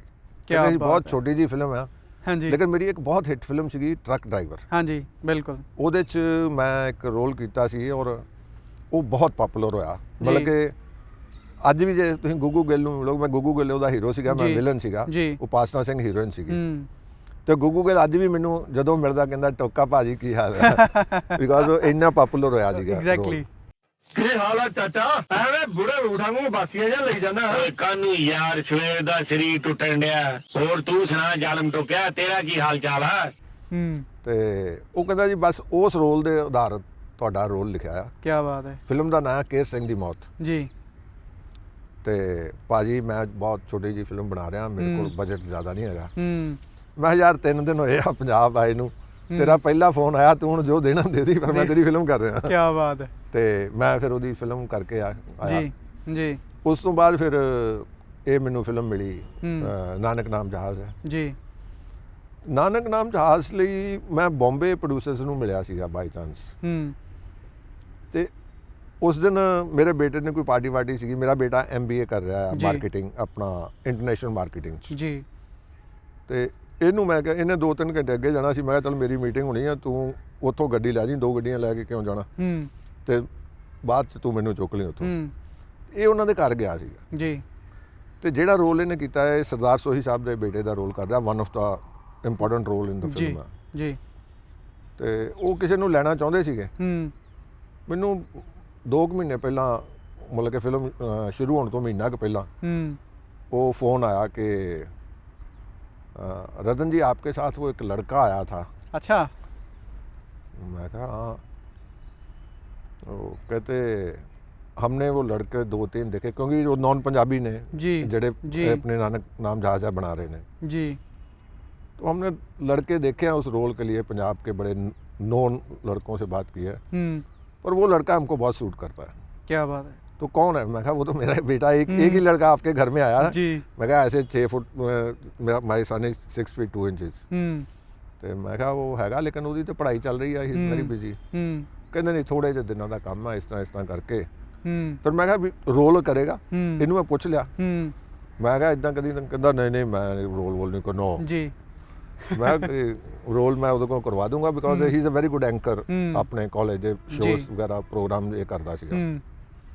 ਪਰ ਮੈਂ ਕਿਹਾ ਉਹਨੂੰ ਮੈਂ 1 ਮਹੀਨਾ ਦੱਸ ਨਹੀਂ ਸਕਦਾ, ਬਿਕਾਜ਼ ਇਹਦੇ ਐਗਜ਼ਾਮ, ਇਹਦਾ ਆਪਣਾ ਸੈਕੰਡ ਸਮੈਸਟਰ ਚੱਲ ਰਿਹਾ ਸੀਗਾ। ਹੂੰ ਫਿਰ ਇਹਨੇ ਸੈਕੰਡ ਸਮੈਸਟਰ ਦੇ ਐਗਜ਼ਾਮ ਦੇ ਦਿੱਤੇ। ਫਿਰ ਮੈਨੂੰ ਕਿਹਾ ਕਾਕਾ ਜੀ ਜੀ ਹੁਣ ਮੈਂ ਫੀਸ ਦਿੱਤੀ ਹੈ ਜਿਹੜੀ ਇਹਨੂੰ ਵਾਪਸ ਜੀ ਅਰਨ ਕਰ ਲਓ ਤੁਸੀਂ। ਹਾਂ ਬਿਲਕੁਲ ਬਿਲਕੁਲ। ਤੇ ਇਹਨਾਂ ਫਿਰ ਰੋਲ ਬਹੁਤ ਅੱਛਾ ਸੀਗਾ। ਫਿਰ ਸੋਹੀ ਸਾਹਿਬ ਦਾ ਬੇਟਾ ਦਾ ਸੀਗਾ, ਮੈਨੂੰ ਥੋੜਾ ਹੋਰ ਵੀ ਕੌਨਫੀਡੈਂਸ ਸੀਗਾ। ਮੈਂ ਫਿਲਮ ਨਹੀਂ ਕੀਤੀ ਲੇਕਿਨ ਜੀ। Sohi Sahib is a very good friend ਜੀ ਔਰ ਬਹੁਤ ਅੱਛੇ ਐਕਟਰ ਨੇ। ਮੈਂ ਕਿਹਾ ਜੀ ਆ ਮੁੰਡਾ ਤੁਹਾਨੂੰ ਦੇ ਦਿੱਤਾ, ਨਾਲੇ ਇਹਨੂੰ ਟ੍ਰੇਨ ਕਰ ਦਿਓ ਕਿਆ ਤੇ ਬਾਤ ਨਾਲੇ ਸਾਰਾ ਕਰ ਦਿਓ। ਕੀ ਬਾਤ ਹੈ। ਤੇ ਉਸ ਤੋਂ ਬਾਅਦ ਫਿਰ ਹੁਣ ਇਹਨੇ ਇੱਕ ਹੋਰ ਫਿਲਮ ਸਾਈਨ ਕੀਤੀ ਹੈ ਜੀ ਜਿਹੜੀ ਮਾਰਚ ਦੇ ਵਿੱਚ ਸ਼ੁਰੂ ਹੋਏਗੀ। ਜੀ ਫਿਰ ਅਸੀਂ ਇੱਕ ਫਿਲਮ ਬਣਾ ਰਹੇ ਹਾਂ 2 ਹੀਰੋ ਦੀ, ਜਿਹੜੀ ਸਤੰਬਰ ਅਕਤੂਬਰ 'ਚ ਸ਼ੁਰੂ ਹੋਏਗੀ। ਜੀ ਉਹਦੇ 'ਚ ਵਨ ਆਫ ਦਾ ਲੀਡ ਕਰ ਰਿਹਾ। ਕੀ ਬਾਤ ਹੈ ਜੀ। ਔਰ ਜਦ ਤੋਂ ਤੁਸੀਂ ਅੰਦਰ ਬੈਠੇ ਸੀ ਜਿਨ੍ਹਾਂ ਦਾ ਫੋਨ ਆਇਆ ਜੀ। ਸੀਗਾ, ਉਹ ਕੱਲ ਮੈਨੂੰ ਮਿਲਣ ਆ ਰਹੇ ਨੇ। ਉਹ ਕੋਈ ਵੈਬ ਸੀਰੀਜ਼ ਬਣਾ ਰਹੇ ਨੇ, ਜੀ ਉਹ ਇਹਨੂੰ ਲੈਣਾ ਚਾਹੁੰਦੇ ਨੇ। ਕੀ ਬਾਤ ਹੈ। ਪਰ ਅਗਰ ਅੱਛੀ ਹੋਏਗੀ ਤੇ ਮਤਲਬ ਜੀ। ਕਰਾਂਗੇ, ਉਹ ਸਿੱਧੀ ਜੀ ਗੱਲ ਹੈ। ਮਤਲਬ ਐਕਟਿੰਗ ਖਹਿੜਾ ਛੱਡ ਨਹੀਂ ਰਹੀ, ਉਹ ਖਾਨਦਾਨ ਚ ਚੱਲਦੀ ਰਹੂਗੀ। ਆਪੇ ਆ ਜਾਂਦੀ ਆ ਔਰ ਆਪੇ ਹੀ ਆ ਜਾਂਦੀ ਆ। ਔਰ ਮੈਂ ਤੈਨੂੰ ਇੱਕ ਗੱਲ ਕਹੀ ਸੀ, ਮੈਂ ਕਿਹਾ ਵੀ ਦੇਖ ਅਸੀਂ ਤੇ ਬਹੁਤ ਧੱਕੇ ਖਾਦੇ ਆ, ਹਾਂ ਸਾਡੇ ਕੋਲੋਂ ਨਹੀਂ ਬੈਠਾ ਗਿਆ ਪ੍ਰੋਡਿਊਸਰਾਂ ਦੇ ਦਫ਼ਤਰ ਬਾਰੇ, ਇਸ ਕਰਕੇ ਅਸੀਂ ਬਣੇ ਵੀ ਨਹੀਂ। ਕਿਉਂਕਿ ਉਹ ਇੱਕ ਪਾਰਟ ਹੈ ਲਾਈਫ ਦਾ, ਉਹ ਤੁਹਾਨੂੰ ਕਰਨਾ ਹੀ ਪੈਂਦਾ, ਭਾਵੇਂ ਸ਼ਾਹਰੁਖ ਹੋਵੇ ਭਾਵੇਂ ਕੁਝ ਹੋਵੇ। ਜੀ ਬਿਲਕੁਲ। ਉਹੀ ਉਹ ਪਿੰਡਾਂ ਦੇ ਜਿਹਨੂੰ ਕਹਿੰਦੇ ਜੱਟਾਂ ਦਾ ਸੁਭਾਅ ਲੈ ਕੇ ਉੱਥੇ ਚਲੇ ਗਏ। ਆਕੜ ਜਿਆਦੀ ਆਕੜ ਜਾਦੇ। ਉਹ ਆਕੜ ਜਿਆਦੀ ਨੇ ਕਿਹਾ ਕਿ ਠੀਕ ਹੈ ਤੁਸੀਂ ਚਲੇ ਜਾਓ, ਪਰ ਕਿਉਂਕਿ ਮਿਹਨਤੀ ਸੀਗੇ ਇਸ ਕਰਕੇ ਰੋਟੀ ਪਾਣੀ ਤੋਂ ਕਦੀ ਪ੍ਰੋਬਲਮ ਨਹੀਂ ਆਈ। ਜੀ ਆਪਣਾ ਕੰਮ ਚੱਲਦਾ ਰਿਹਾ, ਉਹਦੇ ਨਾਲ ਸਾਡਾ ਗੁਜ਼ਾਰਾ ਹੋ ਗਿਆ। ਜੀ ਪਰ ਮੈਂ ਤੇਰੇ ਤੇ ਹੁਣ ਘਰ ਕੰਮ ਆਇਆ ਤੇ ਤੂੰ ਕਾਹਨੂੰ ਨਾ ਕਰਦਾ, ਬਿਲਕੁਲ ਤੂੰ ਪੜ੍ਹਾਈ ਕਰ ਲੈ। ਸੋ ਹੁਣ ਇਹ ਇੱਕ ਫਿਲਮ ਕਰੇਗਾ ਮਾਰਚ, ਉਸ ਤੋਂ ਪਹਿਲਾਂ ਇਹਦਾ ਆਪਣਾ 3rd ਸਮੈਸਟਰ ਹੋ ਜਾਣਾ। ਜੀ ਉਸ ਤੋਂ ਬਾਅਦ ਫਿਰ ਜਦ ਤੱਕ ਇਹਦਾ 4th ਸਮੈਸਟਰ ਨਹੀਂ ਹੁੰਦਾ ਇਹ ਹੋਰ ਕੰਮ ਨਹੀਂ ਕਰੇਗਾ। ਜੀ ਬਿਲਕੁਲ। ਉਦੋਂ ਫਿਰ ਜਦੋਂ ਇਹਦੀ ਕੰਪਲੀਟ ਹੋ ਜਾਏਗੀ MBA, ਜੀ ਉਸ ਤੋਂ ਬਾਅਦ ਫਿਰ ਤੇਰੀ ਮਰਜ਼ੀ ਆ, ਜੋ ਮਰਜ਼ੀ ਕਰ ਲਈ, ਸਾਡਾ ਤੇ ਕੀ ਆ। ਫੈਮਿਲੀ ਦੀ ਜਿਹੜੀ ਲੈਗੇਸੀ ਆ ਉਹ ਮੈਨੂੰ ਲੱਗਦਾ ਵੀ ਇਹਨਾਂ ਦੇ ਸੁਪੁੱਤਰ ਵੀ ਜਾਰੀ ਰੱਖਣਗੇ। ਸੋ ਅੱਜ ਸਾਡਾ ਜਿਹੜਾ ਮੋਟਿਵ ਸੀ ਦਾਰਾ ਸਟੂਡੀਓ ਆਉਣ ਦਾ, ਉਹ ਇਹੀ ਸੀ ਕਿ ਰਤਨ ਔਲਖ ਸਾਹਿਬ ਦੇ ਨਾਲ ਕੁਝ ਗੱਲਾਂ ਵੀ ਕੀਤੀਆਂ ਜਾਣ, ਬਿਕੋਜ਼ ਇਹ ਲੈਜੈਂਡਰੀ ਦਾਰਾ ਸਿੰਘ ਬਾਰੇ ਮੈਨੂੰ ਤੁਹਾਨੂੰ ਕੁਝ ਦੱਸਣ ਦੀ ਜ਼ਰੂਰਤ ਨਹੀਂ, ਤੁਸੀਂ ਸਾਰੇ ਹੀ ਜਾਣਦੇ ਹੋ ਵੀ ਉਹ ਕੌਣ ਸੀ, ਕੀ ਸੀ, ਕੀ ਕੀਤਾ ਉਹਨਾਂ ਨੇ ਜ਼ਿੰਦਗੀ 'ਚ, ਕੀ ਖੱਟਿਆ। ਸੋ ਮਾਣ ਸਾਡੇ ਪੂਰੇ ਹਿੰਦੁਸਤਾਨ ਦਾ। ਸੋ ਬੜੇ ਕਲੋਜ਼ ਇਹ ਉਹਨਾਂ ਦੇ ਨਜ਼ਦੀਕ ਰਹੇ ਨੇ ਤੇ ਦਾਰਾ ਸਟੂਡੀਓ ਇੱਕ ਵਿਰਾਸਤ ਹੈ, ਸਾਡੀ ਪੰਜਾਬੀ ਫਿਲਮ ਇੰਡਸਟਰੀ ਦੀ ਇੱਕ ਵਿਰਾਸਤ ਹੈ ਤੇ ਅੱਜ ਉਹ ਵਿਰਾਸਤ ਔਲਖ ਸਾਹਿਬ ਦੇ ਹੱਥਾਂ ਦੇ ਵਿੱਚ ਔਰ ਹੈ। ਮੈਂ ਇੱਥੇ ਆਉਣਾ ਮੇਰਾ ਸਭ ਤੋਂ ਵੱਡਾ ਮਕਸਦ ਇਹੋ ਹੀ ਆ ਜੀ ਕਿ ਇਹ ਸਟੂਡੀਓ ਬਹੁਤ ਹਿੱਟ ਹੋਵੇ, ਪੰਜਾਬੀ ਫਿਲਮਾਂ ਨੂੰ ਆਪਣਾ ਯੋਗਦਾਨ ਦੇਵੇ। ਜੀ ਇਹ ਸੁਪਨਾ ਭਾਜੀ ਦਾ ਸੀਗਾ, ਜੀ ਪਰ ਇਹਦੀ ਪਹਿਲੀ ਹਿੱਟ ਤੋਂ ਲੈ ਕੇ ਇਹਨੂੰ ਸਾਕਾਰ ਕਰਨ 'ਚ ਮੈਂ ਉਹਨਾਂ ਦੇ ਹੁਕਮਾਂ ਦੇ ਨਾਲ ਵੱਜਾ ਸੀਗਾ ਤੇ ਫਾਈਨਲੀ ਹੁਣ ਆਇਆ ਵੀ ਤੁਹਾਡੇ ਹੁਣ ਮੈਂ ਹੱਥਾਂ 'ਚ ਆਇਆ ਇਸ ਕਰਕੇ ਆ ਜੀ ਕਿ ਮੈਂ ਇਹਨੂੰ 101% ਵਿਦਨ ਫਿਊ ਮੰਥਸ ਜੀ ਨਾਰਥ ਇੰਡੀਆ ਦਾ ਸਭ ਤੋਂ ਵਧੀਆ ਸਟੂਡੀਓ ਬਣਾ ਦੂੰਗਾ। ਕੀ ਬਾਤ ਹੈ। ਔਰ ਮੇਰੇ ਪ੍ਰੋਡਿਊਸਰ ਜਿਹੜੇ ਹੁਣ ਕਰਕੇ ਗਏ ਨੇ, ਕਿਉਂਕਿ ਇੱਥੇ ਹੁਣ ਰੀਸੈਂਟਲੀ ਨਵੰਬਰ ਤੋਂ ਅਸੀਂ ਇਹਦੀ ਪਹਿਲੀ ਸ਼ੂਟਿੰਗ ਸ਼ੁਰੂ ਹੋਈ ਹੈ ਜੀ ਤੇ ਨਵੰਬਰ ਤੋਂ ਅਸੀਂ ਇਹਦਾ 2 ਗਾਣੇ ਕਰ ਚੁੱਕੇ ਹਾਂ ਇੱਥੇ। ਫਿਰ ਨਾਨਕ ਨਾਮ ਜਹਾਜ਼ ਦੀ ਸ਼ੂਟਿੰਗ ਕਰ ਚੁੱਕੇ ਹਾਂ, ਉਹਦੇ ਗਾਣਾ ਹੋਏ, ਸੀਨਸ ਹੋਏ, ਸਾਰਾ। ਫਿਰ ਇੱਕ ਫਿਲਮ ਬਣ ਰਹੀ ਹੈ ਗੁਰਮੁਖ, ਉਹਨਾਂ ਦੀ ਵੀ ਇੱਥੇ ਸਾਰੀ ਸ਼ੂਟਿੰਗ ਹੋਈ ਆ। ਜੀ ਪਾਲੀ ਭੁਪਿੰਦਰ ਹੋਣਾ ਦੀ। ਪਾਲੀ ਭੁਪਿੰਦਰ ਹੋਣਾ ਦੀ ਫਿਲਮ, ਉਹਨਾਂ ਦੀ ਸ਼ੂਟਿੰਗ ਹੋਈ ਆ ਜੀ। ਔਰ ਇੰਟਰਵਿਊਜ਼ ਵਗੈਰਾ ਕਾਫੀ ਹੁੰਦੇ ਆ। ਫਿਰ ਮੈਂ ਇੱਥੇ ਕੁਝ ਜਗ੍ਹਾ ਬਣਾ ਰਿਹਾ ਜਿੱਥੇ ਪ੍ਰੀ ਵੈਡਿੰਗ ਸ਼ੂਟਸ ਅੱਜ ਕੱਲ੍ਹ ਬੜੇ ਕਾਮਨ ਨੇ। ਹਾਂ ਬਿਲਕੁਲ ਬਿਲਕੁਲ ਬਿਲਕੁਲ। ਤੁਸੀਂ ਦੇਖਿਆ ਮੇਰੇ ਕੋਲ ਸਾਰੀਆਂ ਖੂਬਸੂਰਤ ਲੋਕੇਸ਼ਨਸ ਨੇ, ਤੁਸੀਂ ਜਿੱਥੇ ਕਰ ਸਕਦੇ ਜੇ ਜੀ। ਉਹ ਵੀ ਚੀਜ਼ਾਂ ਬਣਾ ਰਿਹਾ। ਮਤਲਬ ਔਰ ਆ ਮੇਰੇ ਜਿਹੜੇ ਸੈੱਟ ਰੈਡੀ ਹੋ ਜਾਣਗੇ ਜੀ, ਫਿਰ ਪੰਜਾਬੀ ਪ੍ਰੋਡਿਊਸਰਸ ਲਈ ਕੀ ਬਾਤ ਹੈ, ਖੁੱਲਾ ਸੱਦਾ ਆ। ਔਰ ਇੱਥੇ ਜਿਹੜਾ ਆਏਗਾ ਜੀ ਉਹਨੂੰ ਵੈਨਿਟੀਜ਼ ਵਗੈਰਾ ਲਿਆਉਣ ਦੀ ਲੋੜ ਨਹੀਂ, ਬਿਕੋਜ਼ ਮੇਰੇ ਕੋਲ 20 ਬੜੇ ਖੂਬਸੂਰਤ ਰੂਮ ਨੇ ਕੀ ਬਾਤ, ਜਿਹੜੇ 6-8 ਮਹੀਨਿਆਂ ਤੋਂ ਬਾਅਦ ਕੀ ਬਾਤ ਅਗਰ ਤੁਸੀਂ ਚਾਹੋਗੇ ਤੇ ਆਪਣਾ ਸ਼ੂਟਿੰਗ ਲਈ ਅਗਰ ਆਏ ਹੋ ਤਾਂ ਆਪਣਾ ਯੂਨਿਟ ਵੀ ਇੱਥੇ ਤੁਸੀਂ ਆਰਟਿਸਟਾਂ ਨੂੰ ਰੱਖ ਸਕਦੇ ਜੇ। ਕੀ ਬਾਤ ਹੈ ਜੀ। ਹਾਂਜੀ। ਸੋ ਫਾਈਨਲ ਵਰਡਸ ਇਹੀ ਨੇ ਜੀ ਕਿ ਦਾਰਾ ਸਟੂਡੀਓ ਸਵਾਗਤ ਕਰ ਰਿਹਾ ਜੀ ਬਾਹਾਂ ਫੈਲਾ ਕੇ ਤੁਹਾਡੇ ਸਾਰਿਆਂ ਦਾ, ਪੰਜਾਬੀ ਫਿਲਮਾਂ ਦਾ, ਪੰਜਾਬੀ ਫਿਲਮ ਇੰਡਸਟਰੀ ਦਾ, ਕਿ ਆਓ ਇੱਕ ਵਾਰ ਫੇਰ ਆਪਣੀ ਬੁੱਕਲ ਨੂੰ ਖੋਲ੍ਹਿਆ ਇਹ ਦਾਰਾ ਸਟੂਡੀਓ ਨੇ ਕਿ ਜਿਵੇਂ 80 ਦੇ ਦੌਰ ਦੇ ਵਿੱਚ 70-80 ਦੇ ਦੌਰ ਦੇ ਵਿੱਚ ਇੱਥੇ ਲਗਾਤਾਰ ਫਿਲਮਾਂ ਬਣਦੀਆਂ ਨੇ, ਇੱਕ ਵਾਰ ਫੇਰ ਤੋਂ ਕਿਉਂਕਿ ਨਵਾਂ ਦੌਰ ਹੈ ਫਿਲਮਾਂ ਦਾ। ਸੋ ਔਲਖ ਸਾਹਿਬ ਨੇ ਕਿਹਾ ਕਿ ਰੈਡੀ ਹੈ ਤੇ ਮੈਂ ਜ਼ਰੂਰ ਕਹੂੰਗਾ ਕਿ ਅਗਰ ਤੁਸੀਂ ਵੀ ਕੁਝ ਕ੍ਰੀਏਟਿਵ ਕਰਨਾ ਚਾਹੁੰਦੇ ਹੋ, ਬਣਾਉਣਾ ਚਾਹੁੰਦੇ ਹੋ ਤੇ ਦਾਰਾ ਸਟੂਡੀਓ ਤੁਹਾਡੇ ਲਈ ਹਾਜ਼ਰ ਹੈ ਤੇ ਤੁਸੀਂ ਵੀ ਦਾਰਾ ਸਟੂਡੀਓ ਦੀ ਸ਼ਾਨਦਾਰ ਲੈਗੇਸੀ ਦਾ, ਹਿਸਟਰੀ ਦਾ, ਇਤਿਹਾਸ ਦਾ, ਪੰਜਾਬੀ ਫਿਲਮਾਂ ਦੀ ਵਿਰਾਸਤ ਦਾ ਹਿੱਸਾ ਬਣ ਸਕਦੇ ਹੋ। ਬਿਕੋਜ਼ ਕਹਿੰਦੇ ਨੇ ਕਿ ਕੁਝ ਚੀਜ਼ਾਂ ਦਾ ਨਾਮ ਹੀ ਕਾਫੀ ਹੁੰਦਾ ਤੇ ਦਾਰਾ ਸਟੂਡੀਓ ਦੀ ਇਹ 5-5.5 ਕਿੱਲਿਆਂ ਦੀ ਧਰਤੀ, ਇਹਦਾ ਨਾਂ ਹੀ ਕਾਫੀ ਹੈ ਜੀ। ਤੇ ਇੱਥੇ ਆ ਕੇ ਸ਼ੂਟ ਕਰਨਾ ਆਪਣੇ ਆਪ ਦੇ ਵਿੱਚ ਭਾਗਾਂ ਵਾਲੀ ਗੱਲ ਆ, ਬਿਕੋਜ਼ ਇਹ ਲੈਜੈਂਡਰੀ ਸਾਡੇ ਦਾਰਾ ਸਿੰਘ ਜੀ ਦੇ ਨਾਲ ਇਹ ਚੀਜ਼ ਹੈ ਜਿਹੜੀ ਉਹ ਜੁੜੀ ਹੋਈ ਆ। ਔਲਖ ਸਾਹਿਬ ਤੁਸੀਂ ਸਾਨੂੰ ਸਮਾਂ ਦਿੱਤਾ, ਬਹੁਤ ਬਹੁਤ ਸ਼ੁਕਰੀਆ ਜੀ।